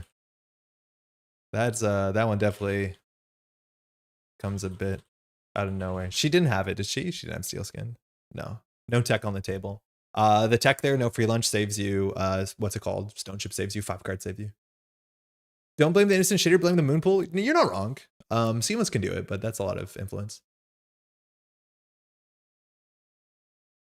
Any more reps into the combo AU Co? I really only play into my less common variant. Yeah. I feel the same. Yeah, see how they run, I think was in, I want to say every AU Co, but if not, the majority of AU Co is in the top cut. Moonpool is just red seamless, yes, but it gives you an AU Co counter and it's a spin doctor. Ooh, it's so much better in some ways. That being said, if you don't have agendas, play Moonpool +1. Yeah, I could see it. I'm usually the one who makes the decks for my playgroups so they play what I want or not at all. Yeah, build your own meta. Was Busto card in standard? Yeah, I think it might be. I'm like really glad we're not in the world where people are moon pulling out like Erdicas and stuff like that. Like then it gets really hard to do the table. I didn't expect to be missing the days of good old scoring AU Co so soon. It was like a nice week or two. Thanks again for the day. Thanks again for the game, eh? Moonhole has such pretty alt arts. Yeah, Cat, they put out an alt art at Worlds. Not at Worlds at Conts if you just picked it up. Ban all IDs. Man, it should just be nobody played Nebula. Not Nebula, sorry. Nobody played Nova and Bear. It should just all be like, I don't know, Zwiki versus Topan? Like elevation intended. All right, cool deck. We're gonna see more of that, that's for sure. We can IDs people will collude their draws. We ban ideas. False lead V good, but Moonpool's biotic for 1 credit plus hand fixing plus Spindo. I mean, the balance, who's credited on this thing? And I mean this in non-derogatory. Like, I'm not blaming them. But the Borealis playtesters, they like stuff. Very much, a lot of stuff's got to go on this one. I think I know most of the text. Good game, Duckland. My ban prediction still Moonpool and False Lead. Locked them in before Constant holding strong with it. I kind of like that. I thought we went to SSS so we don't have to deal with IDs. No, you can still ID in single-sided Shenzor. But instead of coming away with, like 3 points instead of 6, you come in with 1 point. Which means it's a lot worse for you in some ways because it's easier for the people behind you to catch up, right? Like when you're in double-sided Swiss, taking 6 points or 3 points, if you took 3 points, you're still getting as many points as like half the players. But when you're taking 1 point, you are taking less points than less than half the players, right? Because you either get 0 or 3 in some ways, if you know what I mean. Like the people catching up to you catch up faster. So that means fewer people are allowed to safely ID. So like I think at Conts, there was probably only maybe 6 IDs in all rounds. For double-sided Swiss, it's different. Play on Moonpool ban, people need to do strong things. Yeah, I agree. You want ban shitter instead? I didn't know about this mysterious Borealis playtester text. Yeah, this one is accredited playtesters, which is really cool. We've never seen text like that before. Card accredited to playtesters. Worlds will be Nova versus Ampere, and people will be asking to ban nano management and petty cash. In fairness to Borealis playtesters, Moonpool came into the game in a very vastly different meta. No, I mean nothing. Like, I mean no ill will to the Borealis playtesters. It's just like this is a very, very complex card, which does kind of make it stand out in terms of this one was like very, very heavily cooked, if you know what I mean. Bad ID joke is bad over text. Oh my god. Okay, sorry, Transer. No problem with the shitter ban. All right, it's 10 o'clock. Let's do a bit of a story time. I don't have that many cool graphics to talk over, but we can talk about like the whole weekend really quickly. I'm definitely gonna forget parts of it. One of the coolest things I learned, and maybe if you were tuned in earlier, I talked about one of the most exciting things about running an event or being part of a team running an event, more accurately, is that you learn things that you would do different next time. And that's really cool because you're like, oh, this went good enough. Let's see how good the next one goes. And one of the things that I think I really, really enjoyed is halfway through COS, Izzy, who was playing, she said like, hey, actually tomorrow, what about if I just judge instead? I'm like, yeah, if you want to. And so Izzy joined the judge team. I don't know if she's ever judged anything before, but she did a great job. Very, very excited to be able to judge with Izzy. But the reason why I mentioned this, not only to shout at Izzy, is that Izzy brought a notebook. And anytime there was a judge call or something notable, she would write it down. And so at the end of the event, they had this book of like kind of stories. And maybe it looks like you're getting a ticket and someone's writing you up, but that's not the point. I think why I'm bringing this up is like, I thought there were so many interesting things that I would remember to talk about them, especially judge calls, because judge calls get very interesting. But you don't remember the stuff unless you write it down because there's too much other stuff going on. I'm very easy at thinking like, oh yeah, future Andre will remember this. Nah, no idea. And so I need to remember to write things down more. I think that's something I learned for sure. I forgot about judge notes like a silly goose. Yeah, judge notes are so good. Izzy had not judged an event like this before, for sure, for sure, for sure. So that's common Izzy W. Yeah, yeah. Anyways, so that's something I need to do. Okay, so I guess the weekend started on Thursday. So Thursday, if you joined in for a stream, was a very short stream, and it was a bit of a panic. I was at work, and work was doing this like late event that was meant to end at 7. I'm like, I can't do this. I'm gonna leave at 5:30, and I was gonna go home, and then at home, we'd clean up because the house was still a mess, and then we're meant to be joined by Nick and Eric, from Neon Static. We're meant to come in, and we're meant to do paper play in the studio. That's not even set up to date. That was really exciting. So waiting for that, we're going to do a big stream. However, for those who don't know, and I want to emphasize anytime we talk about a story about someone's health, everyone's totally fine. But I got a call at like 5:36 from Nick, from Eric saying like, hey, Nick is actually really unwell. He's in the metro, mind you, is our subway, and he's passed out. He's not doing good. We're trying to call an ambulance, and the ambulance is like saying they can't come. We don't know what to do. And I'm like, holy shit, what's up? And apparently suddenly like Nick just wasn't feeling well. He threw up in a garbage can and then just like lost consciousness. And he was out for like 15 seconds and he was there, but he was on the floor. I was like looking really quite bad. And so I went to Eric. I'm like, we'll be there in as soon as we can. So Maddie and I, we go get like I think the American equivalent is a zip car. So we get into like a rental car, we get in the car, we go downtown. We're like, we'll be there in 25 minutes. We'll take you to a hospital. We'll take you to whatever makes sense. And luckily between that, at that point, while we're driving down, we keep getting updates from Eric, and Eric is like, okay, a paramedic came here. They've seen Nick. We'll be okay. They'll be able to take us somewhere. And I'm like, we're still coming down. Like, we're on our way. We don't care. We'll follow you wherever you're going. You're in a new country, and you're going to a hospital potentially. Like, we'll follow you. It's fine. And then eventually we get another call when we're like 5 minutes away and saying like, hey, the paramedic says that there's nothing that they can say that's wrong with Nick besides he's probably exhausted. And apparently this is something that's happened before. So that like they recommend he just like goes and rests, gets some new liquid in him. And so we're just trying to go back to the hotel. And we're like, okay, great. We'll take you to the hotel. So we finally find them downtown. Nick's not looking great. Eric is like, stressed about the whole thing for obvious reasons. And we get them into our car. We bring them to the hotel. We pop off down to the shop the Pharmaprix, Shoppers Drug Mart in Quebec. We buy a whole bunch of like Gatorade and crackers and stuff. At this point, Nick is seemingly doing a lot better. He's like taking a shower. He's lying down. He's like in a better mood. And we set him up with all this stuff and we catch up a bit and we're like, okay, everyone just take care. We're going to go home. Glad that this is not as bad as it sounded like it was. But yeah, it sounded really quite bad for a bit and everyone was like kind of panicked. And so then we are on the way home. And so Eric calls up and he's like, hey, so Nick is good. He's resting. He's going to get some sleep. He's eating. His food is staying in him, which is great. I'm still anxious. And I'm like, yo, why don't you come over? We'll have dinner. We'll get put in. I don't know if we're going to stream or not. And so Eric comes up. He takes the metro. And then we hang out here. We go get put in. And we have a dinner. And then we decide like it's like 10 o'clock. And Maddie's like, you should do a stream. And so we do a small stream on Thursday. But it was like a totally wild Thursday for sure.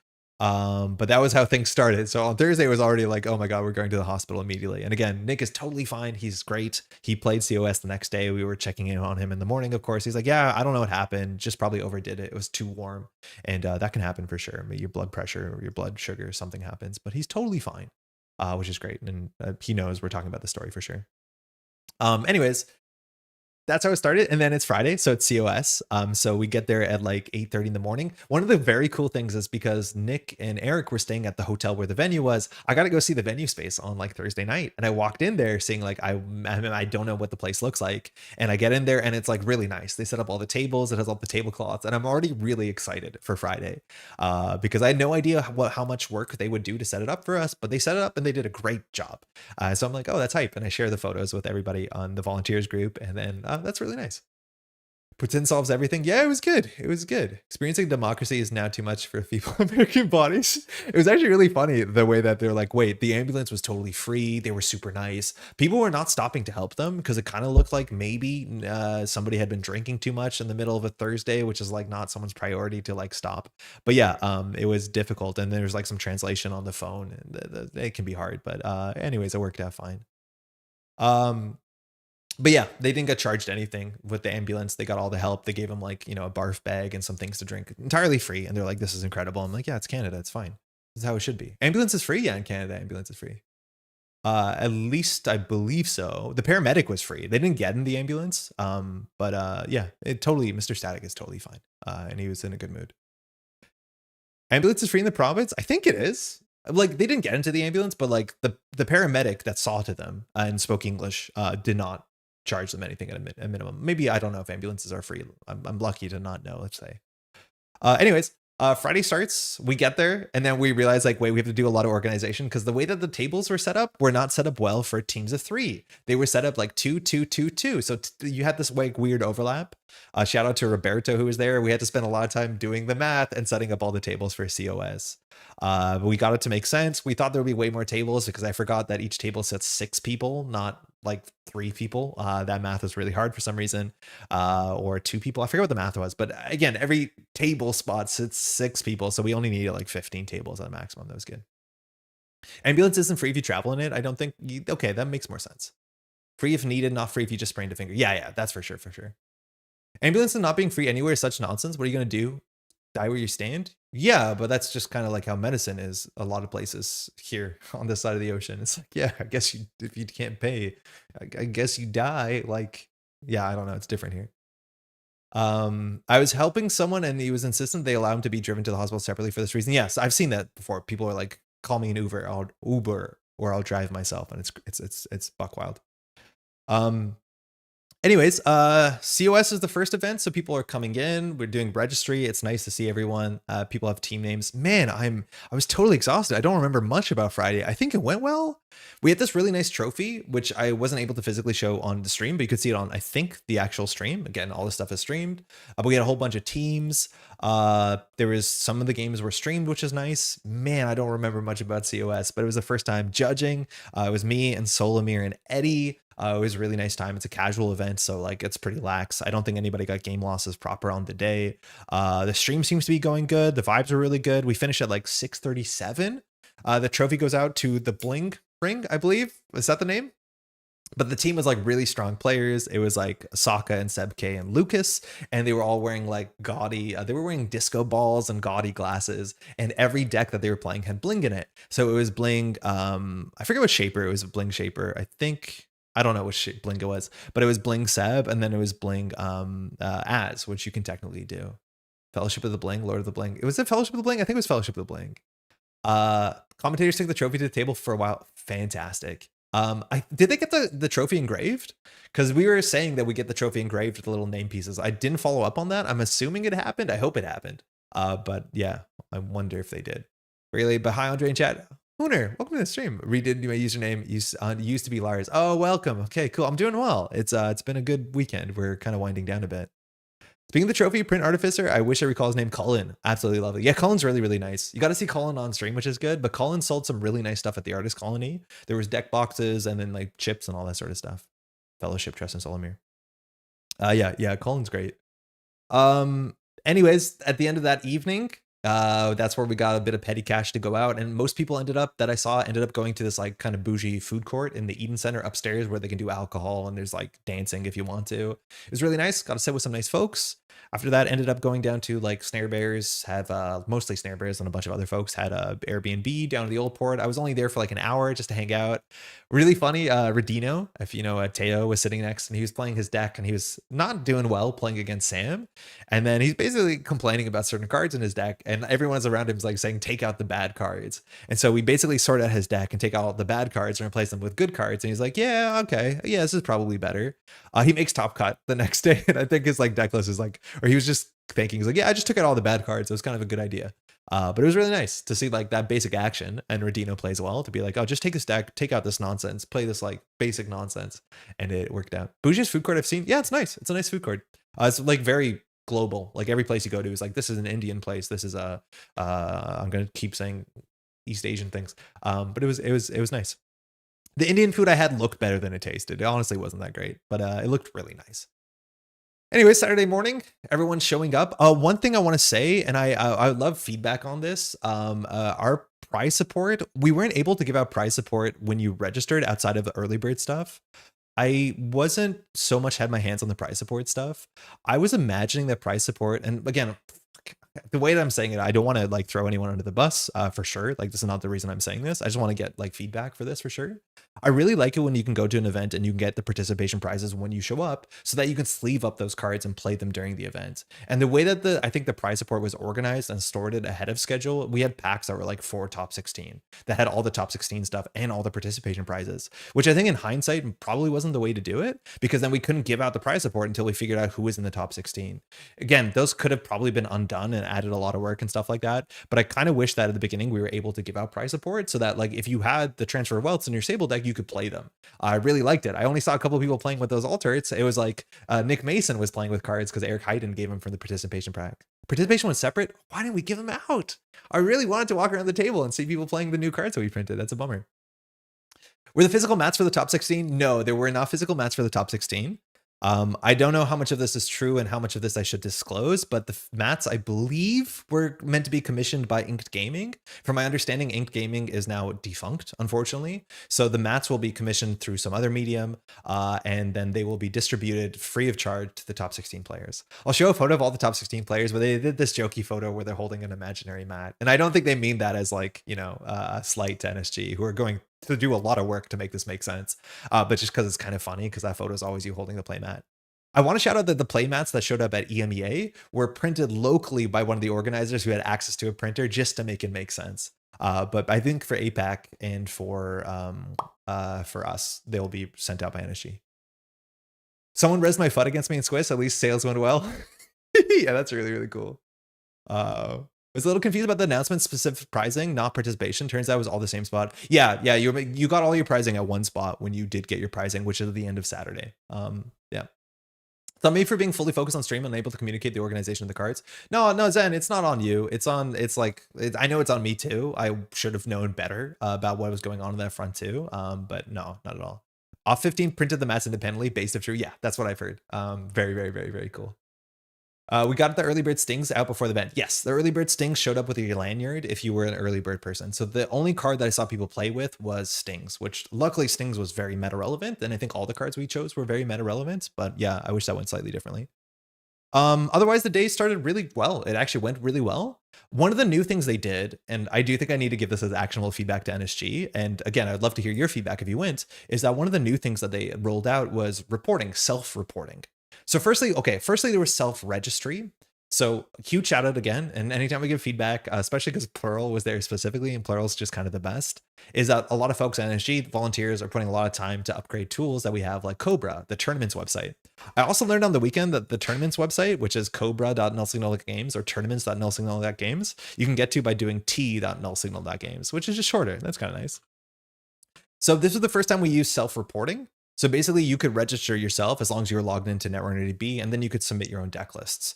That worked 95 to 98% of the time. The issue was if you had someone who wasn't on Netrunner DB, they could submit a paper deck list, but then it was hard to get a paper deck list into the event. We had to like rebuild it card for card and then bring it in, or that was all we had. And that actually was kind of awkward. That added a bit more time to registration more than we would liked.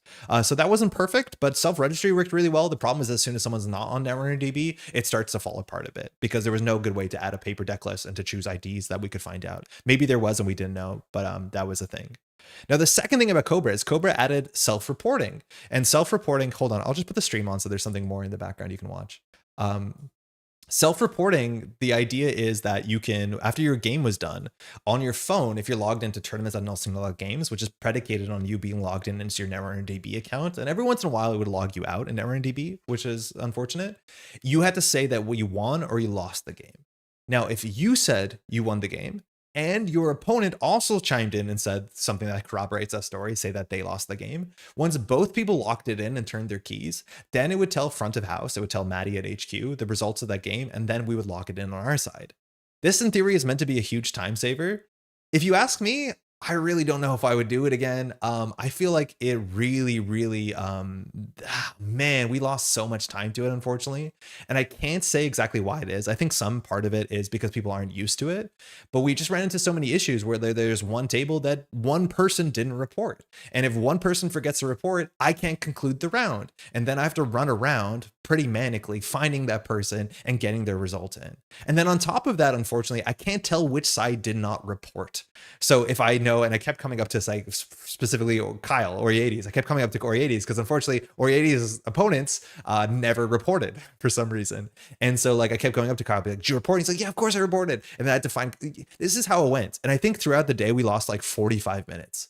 The final round was so difficult. We couldn't conclude the final round because we had like one or two players that just walked off and didn't report. And again, this might get easier in the future because people aren't used to that workflow because it's a new workflow. But if one person doesn't report and walks away, it adds 10 to 15 minutes to the day. And that sucked. I think on top of it, just like kind of emotionally, I feel like giving a paper slip to someone, which is what people used to do, felt nicer. It also gave us volunteers a nice way as the judges to like expedite processes. So when a game goes to time, it kind of really sucks that when people want to sit and talk about the game, that they had an exciting game that went to time, we have to be like, please stop talking, go into your phones and update it. I felt like that just was like a jarring workflow, as opposed to if you're a judge there, you have a piece of paper, you can fill it in and you can just ask them for an autograph and you can take it away. I feel like the process of delivering something to HQ, a physical artifact that you see on the table, and so you leave it behind when you leave the table, gives you a bit more of a receipt that you're kind of messing up. And we can find out which tables haven't reported, and then we have to, I guess, follow the same thing. I don't know. I felt like the more I did it, the more I like paper reporting for certain reasons. Maybe that'll change in the future. But I do want to say like we lost a lot of time and I was really stressed about time because somebody didn't report and it just adds time to everybody. And I just don't like that. I don't know what to do about that. Also, very sad to see a game conclude and both players pull out their phones to report instead of chatting about the game. Exactly. I did not like that workflow at all. I know that you voiced it as well. Next time we're renting a real speaker system, will the player with a red Corolla please report their standings? The thing is, like, I don't know who to call out. I have to call out the whole matchup, and I just don't feel good about it. By the way, if you're hearing this and you forgot to report on a round, like, it happens. Everyone did it. Like, don't feel bad about it. Like, it's a new workflow.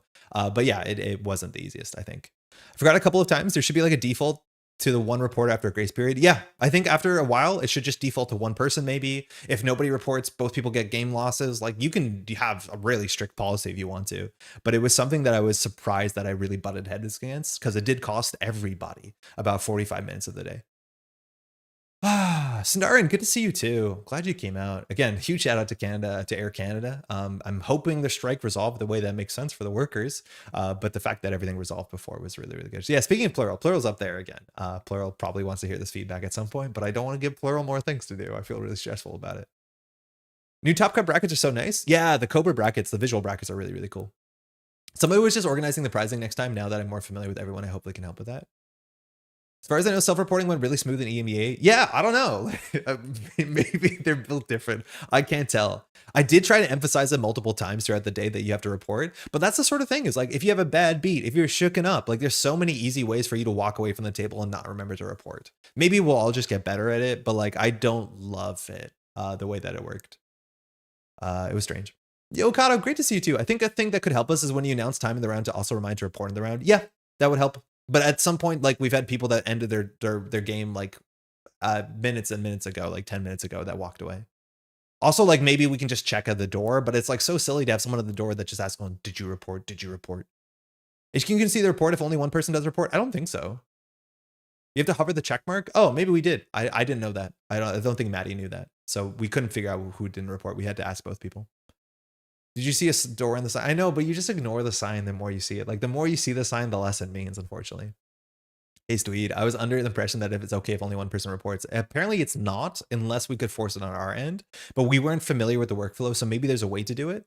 But we never forced it. We always wanted the two-factor authentication of sorts. Also, Steed sent some really nice, some prize support stuff. Thank you, Steed. It's very kind. Anyways, the day went well. Saturday went really well. We had a very clean top 16 cut. Tournaments, the Cobra kind of fell apart a bit, unfortunately, in a very exciting way. Like it took us like 20 minutes, unfortunately, to report the last round in. We're just running around for people. But then once we had the results and we wanted to announce the top 16, and because announcing the top 16 also announces prize support for everyone, which is really exciting.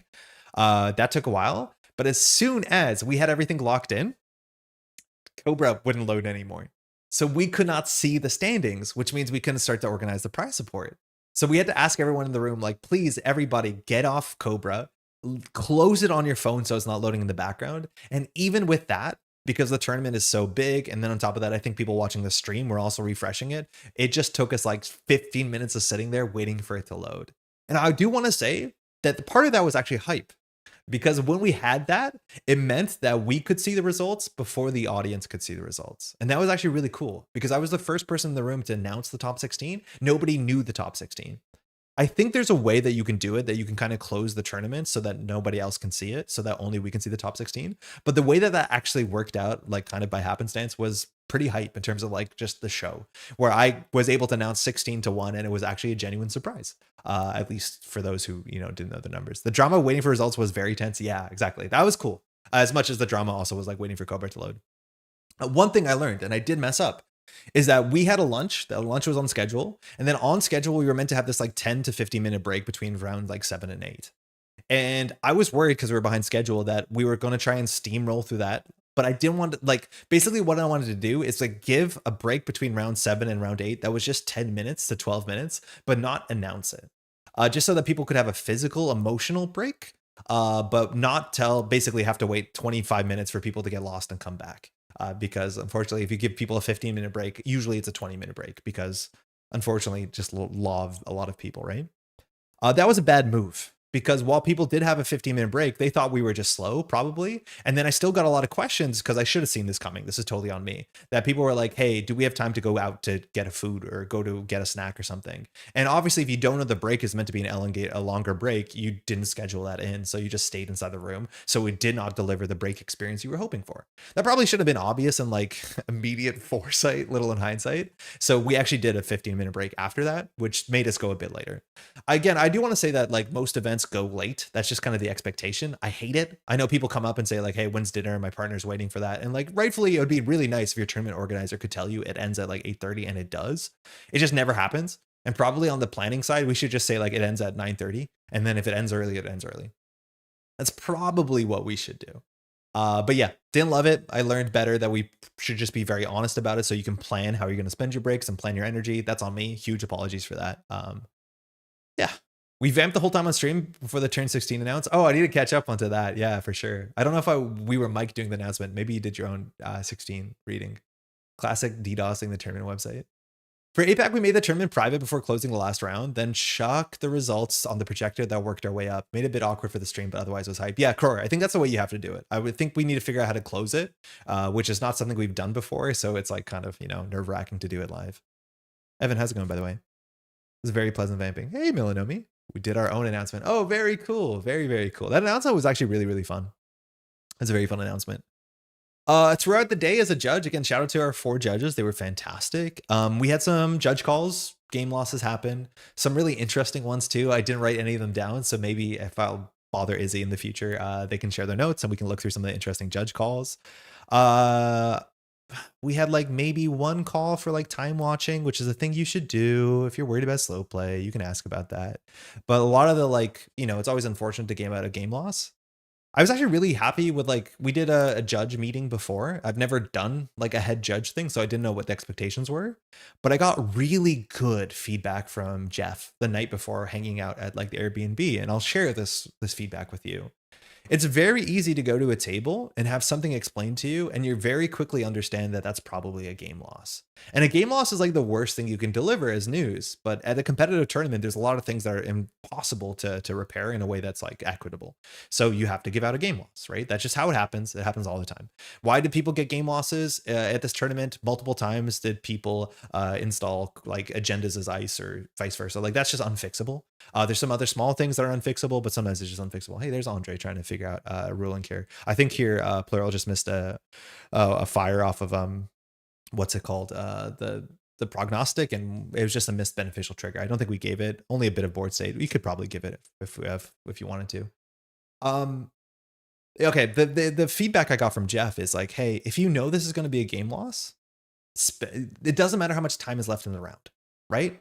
If it takes you 5 minutes in a 40-minute round to double check that the game is over, what does it matter? And I think that was really good feedback, because it feels like sometimes you want to kind of resolve things as quickly as possible because obviously the clock is on, and not that you don't give people time extensions for resolution, but the idea is like, if it is going to be a game loss, spend time getting the additional information. And then if it is that and you confer to your notes, it does not matter that you spend 5 minutes deliberating, because at the end of the day, the game's over, right? And I think that was really good. I think that was feedback that is actually very, very good. It also makes you calmer. It makes you gather more information. That was another thing, is often you'll come to a resolution quickly, and that's not the case because you're missing, because it's kind of hard for everybody to explain everything. And a lot of times it's you just sitting down there asking people to explain board state, what has happened, how many turns, how many clicks, what's going on, looking at people's hands. Like there's a lot of information you have to gather. So just take your time with that. And I think that was really, really good. Do you have a take on the judge call stopwatch meta? No, Jai, what would that be exactly? The time pressure exists because you can't really have games going over 10 plus minutes over time, as much as you love to give each ruling that much space. Yeah, no, I hear you. I do think that there's like, I feel bad about this because it feels like calling out an individual, but like every round has 5 minutes attached to it because of the Oracle process. So already our rounds are like, no matter what, we can add 5 minutes to a round. It has no impact on scheduling. I hate saying that because it feels like the Oracle process is something that impacts scheduling, and it doesn't really. Like we just add 10 minutes every round. That's normal. Generally it takes time to move around tables anyways. But like on that note, like every round's functionally 45 minutes. Like I don't care. But I'd rather have everyone have a good time. And if that's what it takes to get a judge call in, that we'll wait 2 extra minutes. No problem, for sure. Illegal measured response. Oh yeah, that was the big thing. There's 2 things that we had to call out for judges. The first thing was at COS. We got multiple issues where somebody, and this is the thing that I've always said going to a tournament, when I'm holding my hand for HQ and your opponent's accessing a card, don't do that. Put your hand on the table. Lay your cards out separately with no overlap on the table. Your opponent can point to a card, they can flip it, or you flip it for them. Ideally, you flip it for them is the best case, because if your opponent flips it and accidentally flips 2 cards on an HQ single axis, that's a game loss. You cannot fix it. That is information gained on 95% of board states. That is like impossible to fix, and that's usually a game loss. That happened at COS where people flip multiple cards and oops, game loss. That sucks. So when you're doing HQ accesses, put your cards on the table so your opponent can't double flip. You can't double flip 2 cards. Like just keep it as clean as possible. The second one that came out multiple times during the event was measured response. Measured response is a card that has a lot of text on it. It has conditions on top of conditions on top of conditions. And we had multiple game states where a measured response was resolved with part of the game state not being a legitimate game state. And that's unfortunate because these sort of triggers are responsible for both players. Some of them were more heartbreaking than others. I'm really happy that we almost got this on stream. I think Alex was playing against Laura and Laura's like, no, I didn't run, or whatever the clause was that didn't hit. And I love that because having that on stream would have been pretty difficult to resolve to some extent. In the finals game, the accidental HQ reveal being tattooed was so clutch. I don't even remember. Oh, yeah, where he flipped it. The corp is allowed to accidentally reveal from hand. That's just a warning. You can get away with that. But yeah, a card was accidentally let go from hand. But yeah, watch out for measure response. This card has a lot of text on it. I do think we saw a couple board states and a couple games where this was played, and like this happened again. I was heard about the story because this happened specifically at like the mega city in Vancouver, where a game was resolved, and then after the players realized, wait, I was on threat 3, you couldn't measure me. And then the idea is, what do you do for a judge call for a game that's already resolved? But yeah, just be very careful when somebody plays Measured or Oppo or any of these cards to make sure their condition is fired. Spend that extra 10 seconds, because this is exactly the same point with the judge call. If the game is over because Measured Response is happening, it doesn't matter if you take an extra minute to make sure Measured Response was a legal play, because the game's over, right? So do take the minute. Like, just bake this in right now. Anytime someone Measured Response to you, sit there for a minute and think, okay, wait, the game can be over. Is it over? And just run through it. It's on both players to make sure that's correct, but it also is on you to make sure it's correct. Can the card potentially reveal information? It's a warning usually. You can technically lie and bluff about information. Like, you can point at a card and say this is sting, or this is a snare, or whatever, a bite. You're not allowed to lie about anything that's actually like measurable, like cards in hand, cards in deck, cards you've accessed before. But yeah, if you accidentally reveal a card from your hand to like show you have a bite in hand, to like, that technically is a warning. It's usually not good for you though. Like, you just don't want to do it. It can be concluded with unsporting. I believe it can. I'd have to double check, but it's not something you should be doing. The text starting with threat 4 would prevent some of these instances. Yeah, but it's technically not a threat 4 card for some reason because of formatting. But it's not only threat 4, it's also like the fact that, oh God, this card butts up with Oppo Research. Like, one of them is threat 3, one of them is threat 4. Already that's kind of a difficult thing. But then one of them cares about steal or trash. One of them just cares about a successful run. Like, yeah, they're so like important that you get it right, but they're all slightly different on angle. There's very few angles between the two cards that are the same, and you just got to watch out. You definitely have to watch out. Played without condition fulfilled is fine. You rewind the click as long as the runner hasn't already scooped the rig into their deck. Yeah, that's the worst part, is if they've like mashed all their cards together and put in their deck box, like the game's over. That's really hard to fix. Illegal measure response is trying to figure out whether the runner ran the previous turn. Yes. Or whether you're on threat or not. My 11 Daily almost got me into hot water flipping when I shouldn't. Also made my heart stop. Sorry, Jai was answering something. Meanwhile, me at EBA judge, a judge comes over, I game lost myself, a turn has happened, shows the operation installed in the root of, yep, that can happen. A very important thing when it comes to judges is like, and I reiterated this at the judge meeting, and this is reiterated constantly in Nelson Games' like policies, is that when a judge call ends, your priority is to make both players understand what happened and why. Like, why did you come to this resolution? That is really, really important. And that's why I try and end every judge interaction with, do you understand why this is? Or like, does that make sense? I think I always say, does that make sense? And both players, so far, have always said yes. We didn't have anyone escalate a judge call. I do think we did deliver one judge call that was incorrect, that if it was escalated would have maybe changed. I'll just leave it at that. I don't know if it was that impactful, but I did hear from a judge this happens. Actually, for those who are listening, what are you meant to do there? Like, where if a judge gives a judge call that is incorrect and then they confer with another judge and they find out, oh, that was wrong. Are you meant to go back and apologize? Or are you meant to go back, which I don't know if you're meant to do that. I don't think you do. Or are you meant to go back and specifically let them know that they were told what it was not turns out to be correct, so they don't learn that going forward as wrong? What are you meant to do in that situation? Because again, it happened, and I want to be very clear, if the judge who that happened is listening to this, that's fine. I've done that before. It happens. Like, that's totally fine. But I just want to, I don't know what you're meant to do to correct that going forward. Jai, I can't see if you typed out a story. We found Knickknack run archive, but just to check out to prevent MR awkward. I have a very proactive remind Corb not to pop spin. I did see that in the top cut, and that's another thing, is I'm not allowed to correct people as a judge, where like I saw someone pop a spin doctor and then someone said jack out, which like technically you can do that because the player hadn't like been very clear about, do you want to access window? I find that to be a bit unfortunate. I think it's generally a shortcut, but I could see it being ruled. I also had a player who said like, hey, this was really funny. This happened a couple times where somebody did something that was like not optimal and I can't correct them. I can just tell them what the rules are. So the idea was somebody installed like Mystic Miami or something. They installed a companion. Okay. So great. That's all they did. And then after that, they installed a Keiko. And then the question was, does Keiko fire? And no, the Keiko doesn't fire because you already installed the companion on the turn. I couldn't tell them just do it in the other order, which is like strictly correct, because then Keiko fires on its own installation. I can't tell them that because I can't tell them what to do. But luckily they called me like 3 seconds later to be like, if I do in the other order, it doesn't work. And I'm laughing. I'm like, yeah, that does work. I just can't tell you to do that. But I'm glad they figured it out, which is really, really kind of funny. That happened a couple times where somebody did a play. I'm like, no, but I can't tell them more. And then they have to figure out how to make it make sense. The most stressful judge call of my life was my world stream game with Tuno. I was sweating bullets. Oh yeah, you're on stream too, which makes it even harder, let alone, of course, that game was like first of Top Cut and you're facing off Tuno. I think the repair on that was like, I was surprised there was a repair on it.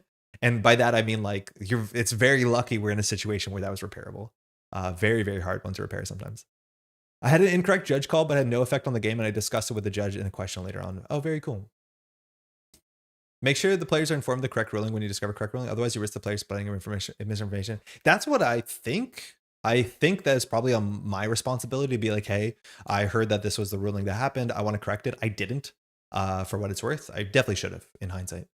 And you apologize? Yeah. I think apology is like probably necessary. I think an apology is correct, but then I don't know. If players say like, oh, that affected the match, I want it to be a tie or a win or a loss. Like, can you correct that? Obviously, I don't think you can.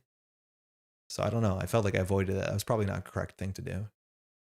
I have in the past explained to them that there are mistakes made. Judge calls or something's wrong. We can't undo it at this point, but they should know for the future. I will wait outside of a game when possible, though. Yes, yeah. I think that's the reasonable, the noble way to do it. I regret that I did not. You can't change the results of the game after the fact. Once per turn fixes so much going forward instead of first time per turn. It has an impact. I had to drag you back to show takebacks were fine. Wait, sorry, Kyle. Major sports leagues don't allow a game to be overturned after the fact for a specific reason. Yeah, no, that's true. Also, folks can be bad at remembering to discard to hand size. Yeah, we had to do a couple random discards, even at like top tables, where like if you end your turn over hand size. I find that one actually be very hard to I'm surprised that if you're the runner and you're over hand size for a turn and the corp does stuff, it's just a net damage functionally. I think that's super generous. It sucks to get a game loss for something as simple as that, but it's like sometimes that can be beneficial. But luckily, the way things are structured is if they find out that you repeat doing that to try and gain an advantage, like you will get game lost because it's a warning and we record that warning and attach it to your name for the tournament. After that, it gets discarded. So just keep that in mind. I don't think anyone's doing that. Okay. That was Saturday. Sunday, we show up. We have to do deck checks. The decks are not printing out in a way that makes sense. Deck checks took longer than I think we expected them to do. We had some issues where like we needed people to send the decks to us. Not all the decks went through. I was surprised how many players in the top cut we had to have them resleeve their entire deck. I was really lucky that I brought 4 extra sets of sleeves. I have those like old FFG sleeves I bought for like $2 a pack, the vintage ones. And I brought 4 of them with me. I'm like, someone's going to need, maybe I brought 6 of them with me. I forgot how many I brought because we ran into players who were playing with like clear sleeves. And I'm like, you can't do that at a competitive event. Here's here's 2 sleeves, fix your deck. That's fine. But like we ran out of sleeves. People had to borrow sleeves from other folks. They had to be like, can you unsleeve your startup deck so I can play in the top cut? The amount of folks that had deck problems, I was surprised.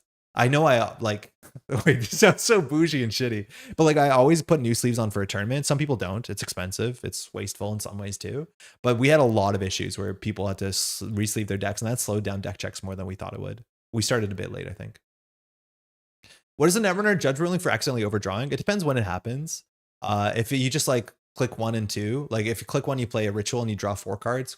Click 2 is just a draw. Like you basically just fix it. I haven't seen it where like if you draw and click 5, which doesn't exist, they force you to pop your stone chip. I think that's one of the ways to fix it, but like that actually isn't always right because the stone chip is worth more in the matchup in certain kill matchups where like that sucks. So it depends. It really depends on the board state. We had a lot of times, actually more than once, somebody drew with Class Act and drew 1 too many cards. That's a hard one to fix because Class Act, the bottom of the deck is known. So you have to take like what you think the Class Act cards are aside and shuffle them. It's fixable. It's not easy to fix. You can use old sleeves in your deck. Just don't go putting in those fancy alt arts. You bought an Artist Colony and fresh sleeves alongside them. Yeah, that we could tell. We had a player who like had some new sleeves, some old sleeves, which like that's just how they sleeve their deck. We had to be like, they all have to be new sleeves because you can tell. But yeah, a couple players had to fully. We had players who like you could see through the opaque sleeves because they just weren't good enough. Yeah, it happens. But luckily everyone got to play with their decks, which is good. Top Cut went really well. We kind of flew through it. The games are on stream. They were fun. I didn't pick any of the games on stream, so shout out to the stream team who were putting the narratives up there. It took a while. Ian's felt like he was sitting on the top table for a long time. Played like 4 or 5 games in a row.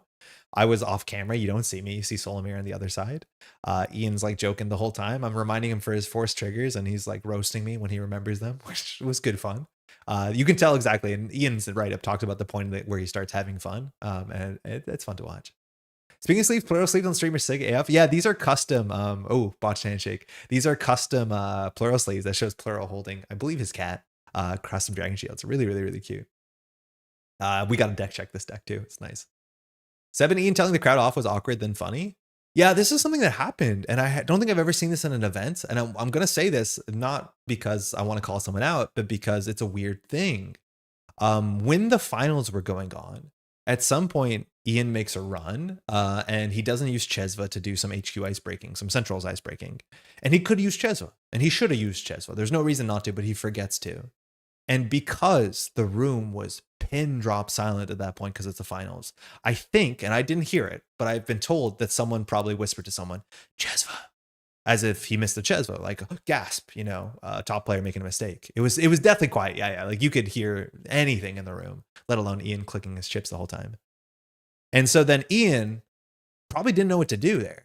It was still the window where he had like nothing was past that he could fix it, but he fixes it and he says like, I heard someone say Chesva. I don't like that. And then also Seb K says like, yeah, I heard someone say Chesva. That sucks.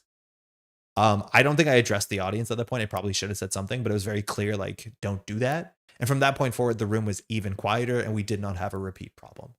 That's a bummer. I have no doubt if that did happen, whoever actually said that's probably like, I'd be embarrassed. I have no doubt that's just embarrassment. Like nobody wants to impact the matchup like that. If it happened again, I think we have to ask everyone to leave the room, which would have sucked. Like that's awful. But yeah, that did happen. I've never seen that in a tournament where outside voice has impacted the match. It didn't impact the match in a notable way. Like I think he runs HQ next click anyways. Hey, look at these nice folks. So he would have probably figured out the Chesva by then. But yeah, I've never seen that happen. Super awkward. Didn't like it. Ewan did really well taking the pressure off the one person telling us we were all terrible. Yeah, but like rightfully so, right? Like just be careful. You have to be very careful. It's very, very hard. I heard the whisper couldn't specifically make out Chesva. Yeah. Even if you like, that's the thing. As soon as like you hear someone like whisper and gasp or like react to something, it tells you something happened, especially at this like really banal time. It's not like we access like HQ when you flip an end of the line. You're like, oh, it's like, what happened during the break of the scatter field? Like, I don't know. It's quiet enough that I was worried the streamers would be audible at top table. We didn't hear you at all, but that's constantly a concern. I've cast events where like we're not even in the same room. We're like, an arm's length apart. Isn't the chip shuffling white noise machine? It is, but I think when he's running, he wasn't shuffling. I also kind of want a white noise machine for the finals just to help that, though that's asking for a lot probably. What some events do, and I don't know I like it, is that they actually put like muffs, like a headset on the opponents that gives them a microphone so they can talk to each other. I don't think we need to do that. Like, I think it's really cool that they're hanging out at the table in a very obvious way. But I've never seen that at any event where outside has accidentally impacted inside the game. Just bringing it up, not calling anyone out. I don't know what happened. I didn't hear it myself, but it's just an interesting thing to keep in mind. We had a similar issue in Sydney. I am already looking into options to completely isolate the spectators. We're already streaming. We can stream to the projector IMO. I hear you, but that's what we'd have to say. It'd be like, please get out of the room, watch the stream instead. But I do think there is something kind of magical about watching Netrunner in person. And I know you've seen events, you've been to events like where there's people around the world championship table and there's never issues like this. I think we just have to be very, very mindful. And I probably should have to announce before the game starts, like, please just be quiet as you can be, because we can hear you. Like, we can hear you fart, we can hear you think. Just please be careful. Would hate to lose that. Yeah, it's like such a bad spot to be in if you lose or you win because you heard something from outside. Like, you gotta watch out. Some folks from Torosog sat closer to the back and watched the stream from a tablet. Yeah, I heard people were watching from the stream, and there's only so much space. Like, we're at one end, so you can't like surround. They should sit as spectators on faraway seating with binoculars, like at the opera. Projector's dangerous if top table can see it. Hey, two things I wanted to shout out that didn't come up. Firstly, I know that this came up on stream. The 6-for-1 didn't happen. I'm kind of upset that nobody went for the 6-for-1. I think the 6-for-1 was the correct play at COS. We had to figure out how to do that, but the 6-for-1 would have been really funny.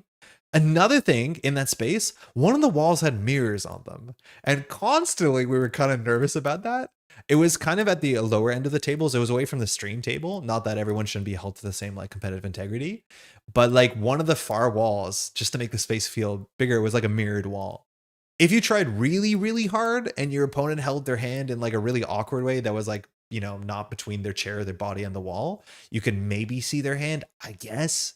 It didn't matter. It didn't come up. I don't think anyone was like doing that. But once we saw that, we're like, I'm not going to say anything about it, because the more you attract attention to the issue, the more that people might think it's a thing they can do. But yeah, we had a mirror wall in there, which is like, they played flesh and blood in here competitively for a lot of money. I don't think we're going to mess it up. There's a very early StarCraft 2 tournament where the crowd's reaction at 6 pool potentially lost the game. I've heard of that story for a player because the other player could tell something unusual was happening. No, I've heard of that. Just check the OP policy. Solution to the scenario is to DQ the person who whispered chess with that game immediately. No. Lucille, this is the secret. I don't want people to know this. Solomir was talking about this, but there's like this really cursed tech. And if it happens now at any tournament from this point forward, we're all going to have to blame. Is that there is this weird thing that can cause at a tournament at top table a side flip, which like can really matter in certain metas. Don't give away the sauce. Yeah, it's like we were talking about this whole time, but like nobody knows about this rule, and the better it is that people don't know this rule exists. Not that I think anyone's going to do that rule, but like that rule is so cursed, and like in a way that makes sense. Like people have to sort it out. But yeah, low key delete the comment. This is a mistake to stay on stream. Yeah. If it ever happens, like they're gonna come for us for sure. But please don't even consider it. No, I don't think anyone is. The rule should not be in there. Like it's awful. It's awful, but it's like the best you can do with the hand you're dealt, right? It's awful, but like I kind of get it, and Netrunner's never gonna have to use it. The old brick peepee. Anyways. Yeah, I think things went well. We'll hopefully do it again at some point. A huge shout out again to all the organizers. The stream was incredible, really good, very excited. Actually deleted comment. No. That's sick. That's really funny. I don't mean to call you out like that. OP has some weird edge case resolutions that aren't always intuitive. I just trust the OPP. Yeah, we have to learn it. Deleting the comment is so AF. Hey, it's Neon Static. Very funny. I'm not actually worried about it, Lucille, to be very clear. God, it's warm in here. It's really warm. We don't have air conditioning. We can't share the sauce. I'm gonna win worlds. You gotta pay someone from the street to come out to be like, that's a sure gamble, and then you gotta do a side reset and win your 80% corp meta or whatever. Did you manage to do a retro with your organizer in the end? What's a retro? I like messed up some basic stuff. There's like no pictures of the organizers. The judge team didn't take a cool selfie. Like there's a retrospective. Oh no, we haven't done that yet. We're going to do that. I have talked to Kate. I'm like, we're going to do a retrospective, but probably in a week or so once we've all cooled down. 100% we want to do postmortem for the event because we learned a heck of a lot. I want to shout out that like a lot of effort goes into this. A lot of money goes into this. I don't think I did a good enough job at the event shouting out Null Signal Games because they sponsored the event and they put a lot of money into this so we can get it running. I would like to say that we did not go into the red. I think we were like, by profitable, I mean like our goal was just basically to not go into the red. Basically every money we have, we would spend on better prize support or feeding people or whatever we can do. One cool thing we did there, you can see maybe on the stream, maybe it's cool, maybe it's not. We saved a fair bit of money by not giving anyone bespoke t-shirts, but just giving them colored shirts. So we went to blankclothing.ca, my favorite spot for t-shirts, and we just bought like blue shirts for volunteers and pink shirts for judges, and then everyone's lanyard designated what they are. That means you leave without the sort of like nice artifact that you get from being a Worlds volunteer, but it saved a lot of money, and then we can use that money for feeding people and doing other stuff. We were safe by 4 tickets. This is the thing. Organizing is buck wild. The amount of work and stress you have to do, putting your money up at front, like trying to figure out what we can do, not knowing how many people are going to show up. Like, to be clear, the conversations we were having in March were to get a room that sits 60 people. That's what we were planning. We did not know how many people there are going to be. We broke even by 4 tickets. Like, that's absurd. And a bit of that is like knowing at that late in that round, like we know we sold 94 tickets. So like, we're going to do 94 tickets worth of money. And then we can burn petty cash in petty cash ways. Like it looks closer than it is. But the amount of time and money that goes into organizing this stuff is absurd. The stream looks as good as it does because of the amount of technology that is spent. Like the streaming setup is thousands and thousands and thousands of dollars. Right? Like my kit, mostly Kate's kit, on top of it, like it just costs a lot of money to make these things happen this way. And so obviously ticket prices, I think our ticket price was reasonable. Excuse me. But yeah. It was really cool having a donation to a First Nation charity. Oh yeah, for sure. If Joe isn't wearing a t-shirt that says judge, how will we know what to shout as we drive past? Your additional pricing most of the problem? Well, look, like we're not trying to make money. Like nobody's in this to make money. That's for sure. I think I don't know. I don't want to open that can of worms. But like we have a lot of good pricing and we intend to do that. Like we commissioned 3 alt arts. Like that does cost a lot of money. If we commission 1 fewer alt art, with less people come, and would that impact ticket sales? Probably not. But it was something we wanted to do because that's something that we got out of the event. Like for the organizers, that was like a nice little treat that we could do. But you're right. Like we could save money that way for sure. Speaking of your tech, kind of funny, your mic is currently on stream twice. Yeah. One of these mics is my mic. I think Nick is talking into my mic. You can tell because it has a really big bushy thing on it. The balance of excellent event and low ticket cost and organizer stress levels is tricky. Yeah, it's really, really hard. I want to reiterate the things I've reiterated and like frustratingly still doesn't always work. If you can buy your tickets early, please buy your tickets early because it helps people know and gauge interest. Again, we almost bought a space that took 60 people or like 50 people, our original event that we almost signed the contract with. And then we went and we're like, we think we can do better. And off of a hope, our break even numbers were like 65, 80. And then we were hoping we would get there. And then obviously it worked out, which was great. Speak for yourself. I run monthly events purely for profit. I'm bad at business and overall 745 pounds across all our events. Oh man. Yeah. What is it? Like $1,700 on Netrunner events. Please. I need someone who's good at economy to look at this. I just broke even for Vancouver megacities organizing difficult. It's really difficult. It's a lot of effort. If you take the time, if you're at an event, to say thank you to an organizer, and again, I need to keep repeating this. I'm just one person organizing. Kate did a lot. Nick did a lot. If you find that. Is it possible to have organizer stress levels at a minimum? No, it's not. It's definitely not. Second thing you can do is come out to events. That's really cool. It's like hype. It's really, really, really hype. The amount of like really positive feedback we've had from folks to be like, this felt like Worlds. Really excited. First event, big event. Yeah, it was a good mood. That's for sure. And it's the reason I guess we do it to some extent, just to have a cool thing to go to have an excuse to spend a weekend meeting people and hanging out and playing crokinole and all that sort of stuff. Are there jobs that would help to delegate the more people for another big event next time? I don't know. I'm not 100% sure. Probably. The issue though is like the way that it spreads is adding more people doesn't add less stress because you still need someone to manage the people, right? Like at the end of the day, you still need to check in. Like as soon as you add like, 12 extra people, only 6 of them do anything. That's just kind of how it works to some extent. So it doesn't always like, spread evenly like peanut butter, which like if you buy, I guess, chunky, it doesn't. Yeah. So it's like, you're actually probably better with a fewer number of people that are hyper competent. And luckily, like we had hyper competent people. Maybe not myself exactly, but at least I'll talk when I'm there. Interesting districts turned an okay profit for me, but all immediately got swallowed by future venue fees running more local events. I mean, that's good, at least to reinvest. I don't think I've ever broken even on an event hosting, to be honest, which makes it really hard to consider applying for larger events as a TO. The unpredictability frustrating. Yes, it is really frustrating. And like, again, huge shout out to NSG. It gives you the money straight up, and that money covered the venue. And then from that point, like it's, anything we commission, we have to hope to get it back, let alone, feeding volunteers and all that sort of stuff. But it helps.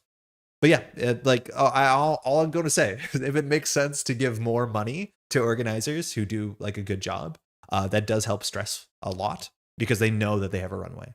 Because we're at a point where we're stressed that it's going to eat our money. And again, nobody put money up to the point where if they didn't get their money back, they would be like ruined. It's just, how it is. Still waiting to recoup the kit money from the megacity venue. I have simply not followed up. It's my fault now. Kato, follow up, please. Specific task for organization isn't terribly important, and leadership is a specific skill. If I could go back, I'd have put myself at HQ due to the amount of information I ended up pulling onto my plate in the last 2 weeks. Yeah, I think, Sen, like if we all roast each other, I think I compartmentalized too much. You compartmentalized too little. Like there were so many things that someone would talk to me and I would very calmly be like, I don't know shit about that. Go talk to this person. And unfortunately you were that person too much. I do think I sent a lot of people to Nick though, but it was like all prize support stuff. You need like a VP in charge of different things, like a person in charge of all the volunteers doing all the stream stuff, another with the venue stuff, another running the rounds, judges, and like having officers in charge of the whole areas. I think that's kind of what we had. Like Nick was the back room.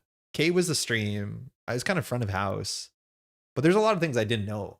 Like, I don't think I knew the basic schedule going into things. People were like, when's lunch? I'm like, let me look, which like, that's not a good look. By far the hardest thing these days is securing an appropriate venue. I think Sundarian on your side of Canada is a bit harder than our side. Our side is a bit more affordable than your side, but yeah, venue space. I was talking to Solmir about this. Yeah, it's hard. Andre goes corpo. Metropole is just a project management chat. I'm here for the long con. I'm just using this time to train while the prices build up. Soon I'm going to be a Netrunner millionaire. Take 2029 worlds. Weird thing to say. I do wish there's a button to donate to organizers for anyone who can and is willing. I've enjoyed the feeling Man the Moon's donated ticket and wish there was an offline equivalent. I don't know enough about what Man in the Moon is doing for like organizing and prize support stuff. I've heard it's really good. I've got some cards off of his website, and like that interaction was really smooth. But I've heard like some really cool things that he's doing around Cascadia to make like tournament organization maybe profitable, but let alone like, you know, something you can pursue. I think that's cool. The fact that you're interested to do that is like very interesting. It's something also that you have to take in mind it's something that as an organizer, we should understand that people are willing to do that to some extent. Venue space is constantly spendy. New York City is spendy. Yeah, I believe it. We have a donate link for Reading local events, and it definitely takes the edge off of paying for a venue every month. Yeah. I think there's a couple things, like, again, in hindsight, things that I wish we did for this event. I wish we had some sort of fundraiser to get people to this event, whether it was a side tournament, something like that. That would have been sick. I wish we advertised like pay what you can as ticket for a ticket if that was necessary. I think ticket flexibility is something we could have looked into a bit.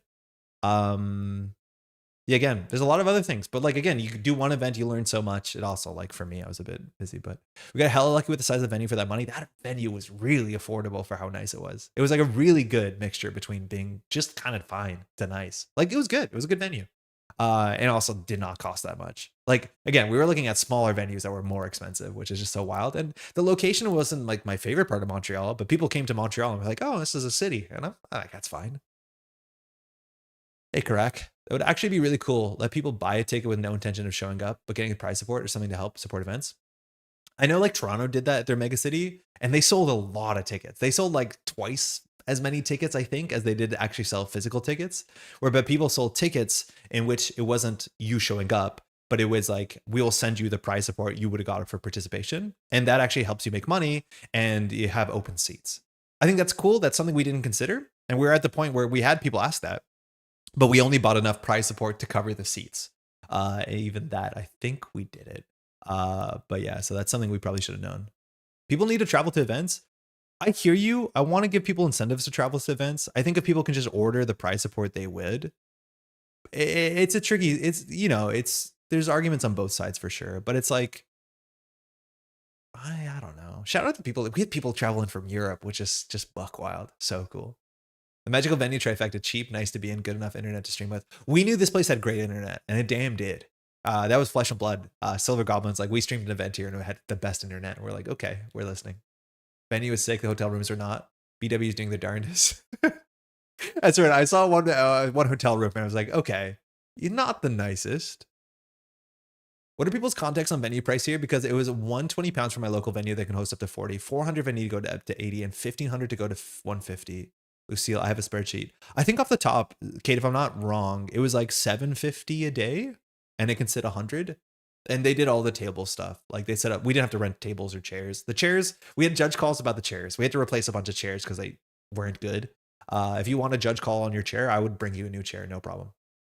The acoustics of the room felt rough. Yeah, the room was loud. We didn't really have a good quiet space. You could go to the secret balcony on the right if you found it. I didn't advertise it, probably should have, but then it wouldn't have been a quiet space. But it was a loud room. It wasn't that warm. The air conditioning kicked in. Yeah, it was very loud. I do think I would have wanted to wear earplugs. It was 700 a day Canadian. It was pretty good. Pretty damn good.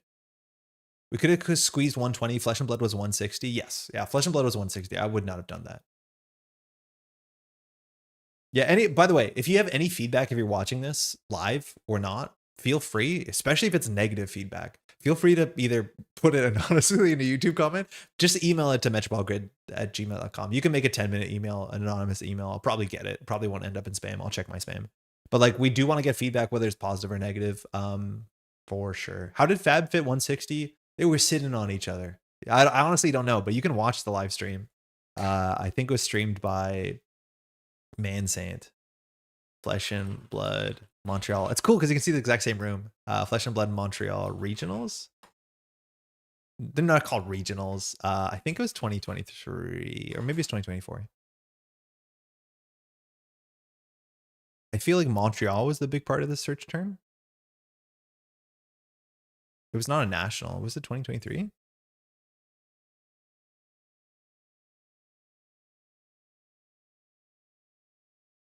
How can I not find this? I thought this would be easy. Like, just show me Flesh and Blood with Montreal in it. There can't be that many options. They're doing a world premiere in a month or so. I can't. Someone will find it. But yeah, you could see the same space. They had a lot of people in it. Are you going to Montreal, the Fab event in a couple weeks? I don't think so. I don't play that much Flesh of Blood, and like that Fab event is like $400 for a ticket. I'm like, I'm good. I don't need to do that. We want to learn. Also, other people want to organize should learn too. Yeah, I need to also share this information with NSG. I think Axu asked, and I haven't responded. I did think about ear protection, but then it would have been ever harder to communicate with the opponent. Thyke was showing me there's like certain ear stuff you can wear that blocks out certain frequencies, but keeps like vocal speech in check. I think they're a bit more expensive, but there are ways that you can do it. There's also just like wearing, 5 or 10 decibel protection makes understanding your opponent totally doable, but it just keeps out like, it just brings everything down a bit, which is usually fine. It's not something I've experimented with. The less things I put in my ear, the less I have to, kind of come to terms with the fact that there's just like so much bolognese in my ears. My ears are disgusting. I pull out like my in-ear earphones and I have to like hide them from society and then go home and shower them. They're awful. My ears are gross. But yeah, anyways, there's you can do things. My jaw ached the other day for all the shouting I had to do to my opponent. Oh no, that's not good. Okay. It's a battle hardened. Yeah, it was a battle hardened. Keith said they were about 50 to 70. Yeah, they're a bit expensive. Like concert earplugs? Yeah, concert earplugs or even work earplugs. A lot of people that work in spaces that have like loud noises constantly just wear stuff that brings everything down. I find it hard to understand people when I have those on. I haven't tried. If you've tried and it hasn't worked out, yeah, so be it. I'm jealous of the lowest price for the 40-person venue. Yeah, that is not the West Coast. Help me realize I probably should have some auditory processing stuff, which makes a ton of sense in retrospect. I probably have some auditory processing. Oh, yeah. Yeah. For what it's worth, maybe I also hear differently. I know my hearing is shot. I have bad hearing for my age. So there's a chance that the room is just quieter to me than it is to many. Yeah, YouTube beat the link. Did you find it? Battle Hardened. Montreal, Flesh and Blood. How can I not find it? I literally am searching for it. This is it. Savage Feats. Yeah, this is a Mansense channel. Okay, I found it. The only one I ran to Strixon this year. Really nice venue for real cheap, but it's a little out of the way. Y'all recognize this room? Look how many folks are in here. 160 people. Getting to your table sucks. The stream is at the same side. They had the same wide camera that we did. But 160 people in this space is an absurd amount. I think they were casting from the same place. No, they were casting. Yeah, they were casting from the same place. Or are they on the other side of the wall? I can't tell. Frank is great. Frank is a local. I don't know. Oh, Sean's from Ottawa. Sean's nice too. I think he's from Ottawa. I've played against Sean before. He's really good. He's very tall. You can't tell because he's sitting. It's the little things. I don't think we're going to be able to see a shot with everybody in there, but 160 is like really close. Like, look how much space there is between the tables. Read none. And there's just a lot of people in this space. This looks like a super spreader event waiting to happen. Yeah, most events are. But yeah, 160 in that space is kind of wild. Pre-renovations. Oh yeah, we had nicer light fixtures. Some of them flickered. But yeah, the light fixtures were nicer. They did renovate. Yeah, those are very close tables. I would not be comfortable in that space with that many people. I don't know who won this. I think it was a local. As a tall, the space between tables give me anxiety. Yeah, I hear you. Hey, you want to see some photos? Shout out. These are all from Eric, who got a new lens for his camera and took some photos. I think you're going to recognize a lot of these people. I do not know the story here. Enhance. But at some point during COS, no, this is not during COS. No, it's during COS. Daogen yelled because something good happened playing against Trillion. I don't know what it is. For those who don't know, this is Daogen, Izzy, Trillion. This is Kevin, and this is Steven, a local. There's some really nice photos through this. We're just going to go through all of them. This is my favorite picture of the event. This is like the thing that's so easy to forget. Like we see so many photos of people at top tables being really like, focused and terrified. But, there's very commonly someone like popping off and having a good time. I think over here, people are realizing what's going on. Trillion was down to 0 hand size. Finale got a 3 3-pointers to win the game. Oh, sick. Very, very, very cool. Trillion won. Trillion hit 9 points off a finality and put Trillion at 0 hand size after Diogen killed the Marrow. Oh, sick. So Diogen's celebrating for the cool thing happening. I like that a lot. Diogen met Diogenes too. They didn't play each other, but they sat next to each other. I think we might have the photo. There's Diogen. Trillion won the game with finale, going from 0 to 9 points. Ah, Diogen and Kevin were racing to finish the game faster than each other or something like that. Oh, very cute. Sam, this is COS. This is Sam's team. So this is Brick. You might know Brick. Played back in the day. Very good player. Top 16 in Worlds. And this is May. This works. Nice photo of Chris playing. I believe this is still COS, but Chris played this LEO deck. A lot of the Bears are playing the same LEO deck. I think Chris, same thing as Worlds. Chris came in like 7th. Chris and Kizra came at Worlds this year like 18th, 19th. At this event, I think they were also 18th, 19th, which is a huge bummer. I think we're playing against Marc-Andre. I think this is Marc-Andre.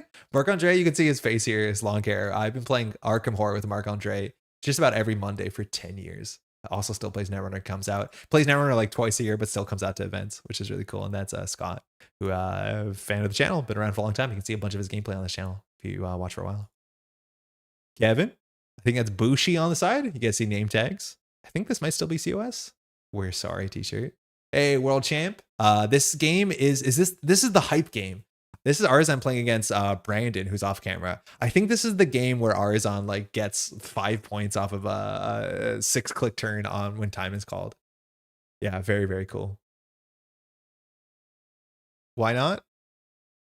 Can't tell who's behind Why Not. This is Paul. You might have seen on the channel before.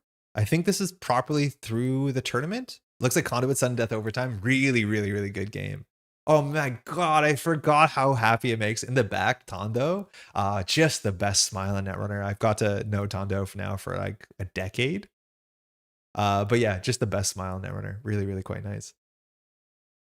Nice Diogen smile. Also speak about a nice smile. We got some friends in pink over there. I think this is maybe me. Maybe it's Eddie. Shout out to Roberto too, who came out, had a good time.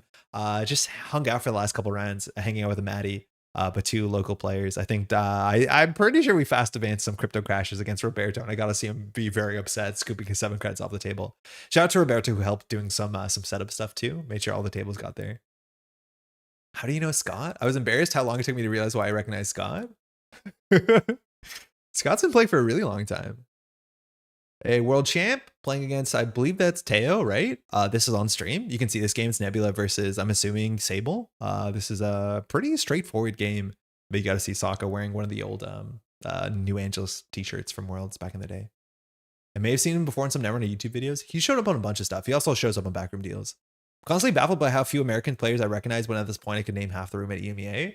It's like the coolest thing too, is like getting a name to a face and vice versa. But like, yeah, I think when I watch EMEA streams, I do recognize a lot of folks. There's a Redinos the other side. Redinos fantastic. Mind you, Teo is a big reason why I got into ONR. He's been very helpful, has a huge collection. When I was last at like Mansion Runner a year ago, he brought sealed product. And he's like, okay, $20 you're in. We'll open some ONR and play like sealed, play constructed. Sorry, not constructed, sealed. Very, very big ONR fan. Really cool dude. Nick Mason. This is playing against Diogenes. This is Diogenes on the right. Next to him right now, I think is Diogen, who's out of frame. But this is late in a round. I wonder how it's going. We got a logjam. What are we playing? We playing Swicky? No, we're playing Nuvank. That makes sense. That's why I recognized him. Shout out to Scott. Also does like voice acting. You probably heard his voice in a bunch of stuff, and you might not have known it. He played Rex Murphy in one of the Arkham Horror video games. I think The Mother's Embrace is it called. But yeah, Scott's great. Nick Mason, beloved Netrunner stream channel. Neon Static. Yes. Yeah. That's the one and the only.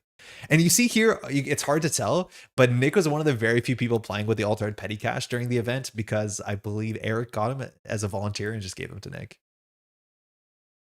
Is it Paul on the right? Big organizer. This is Josh. Torsock City Grid made this t-shirt. I got that t-shirt. You've seen Paul on the camera before, on stream before. Great player. In the background, you see some more Toronto players. And Sophie. Oh man. Oh, fuck. I'm going to forget a name here. This person was super, super nice. They were just on stream we were watching.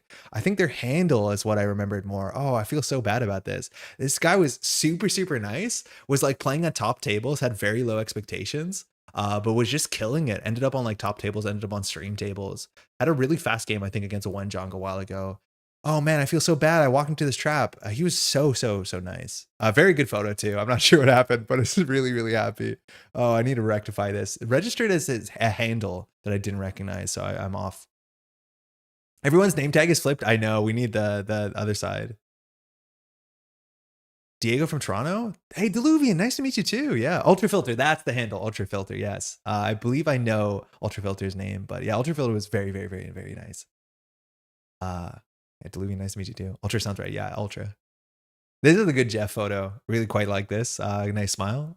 Jeff is working on his. I don't know what he's playing. He was playing AU Co, I think. Yeah, he wasn't playing his op. That's really good. On the left here, this is, I want to say, Raphael Poke King came in from DC. There's 3 players that came in from DC, and I think technically 2 players because the third one was Safer who didn't play. But Poke King has only been playing for about 4 months. Made top 8, if I'm not mistaken. Came from, I think, a Magic background, maybe a Pokemon background, but from some sort of CCG background. And you could tell he was very like analytical about the plays and misplays and stuff like that. These photos are really nice. These are all neon static photos. I think they're shared. If you're in the Discord group, you can find them. Yeah. Yeah, this is the photos of Diogenes and Diogen that finally met. Very nice from very far away. But I was like, yeah, they're both together, and they were at the front. I'm like, wait, you guys have to meet each other, and they didn't play each other. They almost did, but they ended up sitting next to each other at during Swiss. So their scores were very close. Very cool. Background motion blur spotted traveling from distant land to Reading. Yeah, motion blur is there. I think motion blur is the only player from the UK. We had 1 player from the UK, and then we had Andrea. We had Kroos, who came in from Italy, which like also made top 16. Andrea was super nice. Oh man, there's a couple people who did this. Andrea gave a really nice care package as like a thank you of a bunch of the Italian alt arts from the last little while. They were all by oh, the name of the artist, I'm gonna forget it, who's done like all the Italian alt art stuff. Who did like the t-shirts, the chibi t-shirts and all that sort of great stuff. And in the back of the package, if I'm not mistaken, were Anoetic Voids, which I know I've said on stream before that I missed my Anoetic Void alt arts. I misplaced them. Hey, there's Diogenes. Glad to meet my doppelganger. He's very cool. Both very nice folks. That's very cool. I don't know if you ended up playing a game. Diogenes. Final proof they're not the same person. They're 2 different people. They're for sure 2 different people. Standing out front, this is the staff and volunteer donor. That's Izzy, joined in for judging, and we got John there as well. Not convinced this is photo editing. There's only one person here in a well-placed mirror. I wonder what this is. What we're yelling at specifically. Casting, Safer and Pat. Again, Safer, first time casting, I think did a great job. Pat does a great job as always. Pat is wearing a judge lanyard. I don't know what happened there. That's really weird. Oh, maybe that's not judge. Maybe that's volunteer and staff had a different lanyard color. Diogenes also, thanks for coming up. Corporate would like you to find the difference between these 2 pictures. This is the top 16 holding their fake playmats. This is the goofy one. There was 2 other photos. This is the only goofy one because the playmats weren't there. Again, it's not a slight, but you see 16 people from all over, spanning all the way from Italy to the West Coast. We had a couple folks here. I think I'm going to be able to shout out all names. I can feel bad if I can't, so I guess we're going to try that challenge. On the left, we have Rongi Dodge laughing. This is Emily from Ottawa. Came there to win 1 game, made it to top 8 after this. Antoine, super happy to put Antoine down for the people to watch for an NPC. I think a bunch of the folks we shouted out to watch an NPC made the top 16, let alone did really well at the event. Antoine lost the first 2 rounds on Swiss and then just didn't lose a game and went from 0-2 all the way to top cut. Did great. We have Wenjong, we have Sokka, we have Wild. This is Ghost Meet Dave. There's a photo coming up. Andrea Kroos from Italy who came in. We have Plural, we have Sam, we have Thyke. That's Poke King. We have Hams on the Charlotte card, or Jambon locally. We have Teo, we have Seb K, and we have Steve. Steve came in from, I want to say Windsor. I got to meet Steve for the first time. Is that correct? I don't know if Steve's met. I'm pretty sure it's Ontario. Can you find which player got doctored into this photo because they weren't looking? Wait, did someone get doctored into this? Because like Ian's not looking. These are good photos, Eric. I recall hearing Windsor. Yeah, he came up. There was 2 folks that came in from Windsor that were playing in a really small meta. And Windsor, mind you, is like the part of Ontario that's like kind of the Wang. Like it's basically in Michigan, which is a pretty far drive. It's like probably 12 hours to get in. Maybe they flew. Emily had this card rail that she's playing with. I was like really stressed because the card rail actually gives some information to your opponent, because when a card is added, if you don't shuffle the rail, she was shuffling for accesses, which is really good. I offered a different rail, but she was very happy with this rail just so she doesn't have to hold her cards, which like power to her. That's really, really cool. Looks like Sokka there, finding a measured response. I was walking by during the top cut and Emily had a rail and the rail had 3 cards on it. It was measured response, measured response, measured response. I'm like, oh, let's see how that turns out. I come back like 2 minutes later, the game's over. I'm like, how'd it go? And she's like, yeah, I double measured response. Maybe even a tripled. But yeah, she was just absolutely killing it. Did really, really great. Ghostmate Dave thinking this one through. This is a top cut, so it's a bit quieter in the room. Oh, baby, a triple. I think this is the last photo. I really like this photo too. Dave is just super, super, super nice. Great player too. We had, I think, 2 players from the West Coast. How many Canadians do we have? How many Canadians are here? I'm going to count Wenjong. 5, 6, 7, 8, 9? 9? Just about half. That's pretty good. Technically West Coast Sokka. Oh yeah, of course. Yeah, Sokka as well. And Sam. Sort of. Yeah, so there's actually a lot of West Coast players out here. And yeah, Ryan, Dave, Sam, Sokka. Very, very cool. Yeah, they're fantastic photos. Really nice. I took some photos on my phone. They're not as nice because it's not as good of a camera. I just bought a new phone today. That's coming in next week. My phone's from 2017. The camera's really bad, turns out. But yeah, Canada did great as much as shout out to Sub K. We haven't talked about Sub K and the deck and the finals and all this sort of stuff. I'm assuming we're going to talk about that next week. When's the deck list of the week? Oh, Keith, of course. Yeah, fuck Keith. 5. Yeah, even more. Maybe 6. Keith is great. It's really great to see Keith. Keith used to play back in the day, used to be part of NSG. I think stepped away for a bit and hadn't been playing for a bit. I think Elevation brought Thyke back in and they've been like playing really, really well. Top of Swiss, 24 points, I think, going into the event. It was really nice to see Thyke. I hadn't seen Thyke since like Worlds maybe a year ago, 2 years ago. Very, very cool person. Very, very smart. Very good at the game. He's write-up about LEO is really nice. I haven't caught up on that. There's some really nice write-ups. I've been really, really excited with some of the write-ups to read it. I'm excited to read your write-up too, Laura. Would have been Barcelona? Yeah, it probably was Barcelona, right? Definitely Toronto, but probably Barcelona. Yeah, I want to say Barcelona. Not SF, I don't think. If you look like Ob and thank them personally for getting through dev and how it landed. If you like Ob, I've heard the story that like I think LEO is attached to Thyke in some way. And so Thyke is really excited to go out and play some LEO, and that's exactly what they did. Yeah. Yeah, worked in, I want to say dev, but I'm not 100% sure. Very, very clever. Nice photos, really nice. I think that's something that needs to be done more. And I hope also like those photos can be sent to like Null Signal Games with consent from the players in them so that they can end up in a little write-up. I think that is a thing that I think NSG could be doing a bit more is like showing these like basically showing to people what events look like, because you never see a photo of an event and it doesn't look like a fun thing to do, if you ask me. It's always nice to see smiles, to see all sorts of folks coming out and just like kind of capturing this so people can see. I think is really, really important that if you log into NSG as a newer player who's getting to the game and you see like, oh, this actually kind of looks cool, look how many nice folks are out there, you end up like looking into events and getting involved in metas and stuff like that. I think recap articles are really cool. So anyone who takes photos, if you want to share them in the Discord, so be it. But yeah, really, really cool. What a cool gang of great players. Weddy, I'm assuming this is our local Weddy. How you doing? Glad you came out as well. Looking forward to the Neon Static vlog. Oh yeah, Eric filmed a bunch of stuff. I did an interview. I imagine something's going to be coming together from that. I know Eric was running through the B-roll. Be happy to send the photos along to NSG. I assume they could get in touch with players. Yeah, I'm not sure what the workflow on that is, but I would really like it if there could be a recap article or something like that. Eric took footage of the pins on my satchel. I was honored. Sindarin, I didn't know you had a Poutine hedgehog, Ken. I only found out after. That's very, very cute. The little video Neon did for Worlds last year was awesome as a way to show the community, interviewing a bunch of people. Yes, I like that a lot. That was really, really cool. There's some really great photos from the UK Nats that I don't know if I've been published anywhere. Unfortunately, EMEA's photos got badly corrupted. No. I made Poutine Ken for the event specifically. I had no idea. I only saw after when it was on Discord. I thought that was really, really sick. Yes, it is. I local Weddy. Those photos are so nice. It's an awesome event. Glad you enjoyed it, Weddy. Cool. I think that's mostly it. It's 11:30. If you can't tell, I'm really sweaty. We don't have hot water here, so I'm gonna have to live in that for a bit. I do want to say, as like a final note, thank you everyone who showed up and hung out and had a good time and played Netrunner and did all that sort of stuff. Huge thank you to all the volunteers. I think I'll be able to shout out everyone's name here and I'll forget someone and I'll hate myself. Shout out to the judge team, to myself, Solomir, to Eddie, first time judging, did a killer job, to Izzy, volunteering last minute. I need to add a caveat to Solomir. Solomir flying across, just like the coolest judge, just kind of the best. The four of us, I think we did a great job.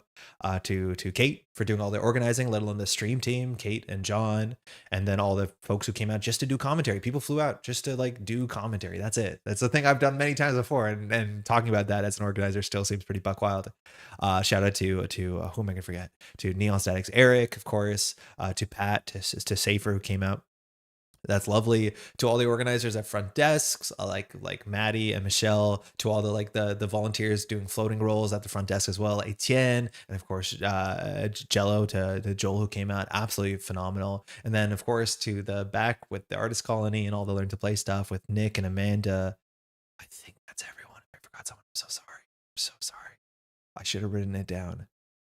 Oh my god, I'm gonna hate myself. Anyways, thanks so much. And if you came out, please, if you have any feedback, hit us up. You can do it anonymously if you find it to be pretty embarrassing in any way. Shout out for delivering prizes. Oh yeah, that too. Thank you, Alex, so much for all these prizes. I don't know what to do with the extra prizes. I don't know if we were meant to give it to someone. But yeah, Alec brought in a bunch of the NPC stuff, which is great. Etienne? I said Etienne. Etienne and Joel. Did I say the wrong name? 15 sounds right. Yeah, Etienne and Joel, for sure. They did a lot.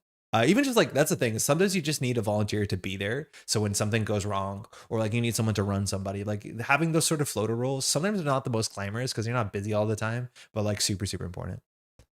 Shout out to Neon Statics Eric, but not Neon Statics Nick. No, shout out to Nick as well. Thanks so much for all organizing. Incredible time. This is my worlds this year, and I really did feel like that. I'm glad you can feel like that, Cody. I'm glad you can come out and have a good time.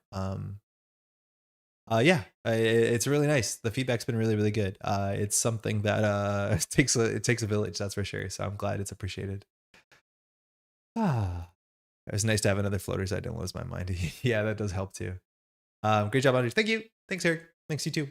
That's mostly it. We'll be returning to our regular scheduled programming next week. We'll be playing some Netrunner. We'll try some weird decks. Worlds is coming up. That's a thing for sure. We'll have a new ban list. So we'll just hang out and do some weird stuff until the new ban list comes out. After that, I don't know. Probably see you up in Edinburgh, I think. It's a fantastic, man. Thank you. Thanks so much. Thanks for coming out, for all those who did. Normally here, this is where I run the Patreon scroll, and shout out to supporting the channel. If you'd like to support the channel, we have a Patreon description below that supports all sorts of things like going to Worlds this year, which is quite nice. On top of that, like just making content, keeping the channel alive. It's been a bit quiet, but it's been a bit busy. So it's exciting for it to not be as busy for the next little bit. I'm not going to show the Patreon scroll because I promised someone I would update a name and I haven't yet. So I'm just going to hold off on that. But there's a whole bunch of names. So thank you. Worlds is coming up. Yeah, it's pretty close. It's like in a month and a half. I have to buy tickets and all that. Starting my new addiction. It's like kind of like that, SRN. Like I've said this so many times before, and please, if you're watching this, you go to one event and you want to go to another one because they're usually really great. It's like the thing that tells you, like, I don't know. This happens all the time. You go to an event, you leave the event, and your response is, we should do this more and let's go play more Netrunner. It's just kind of great. The community is something special. So yeah, good luck with that. The events are fun. I think you'll not regret it. With that, again, we'll see you in the next one. Hopefully you catch your breath, catch your voices, and you're good. Take care, y'all. Have a good night.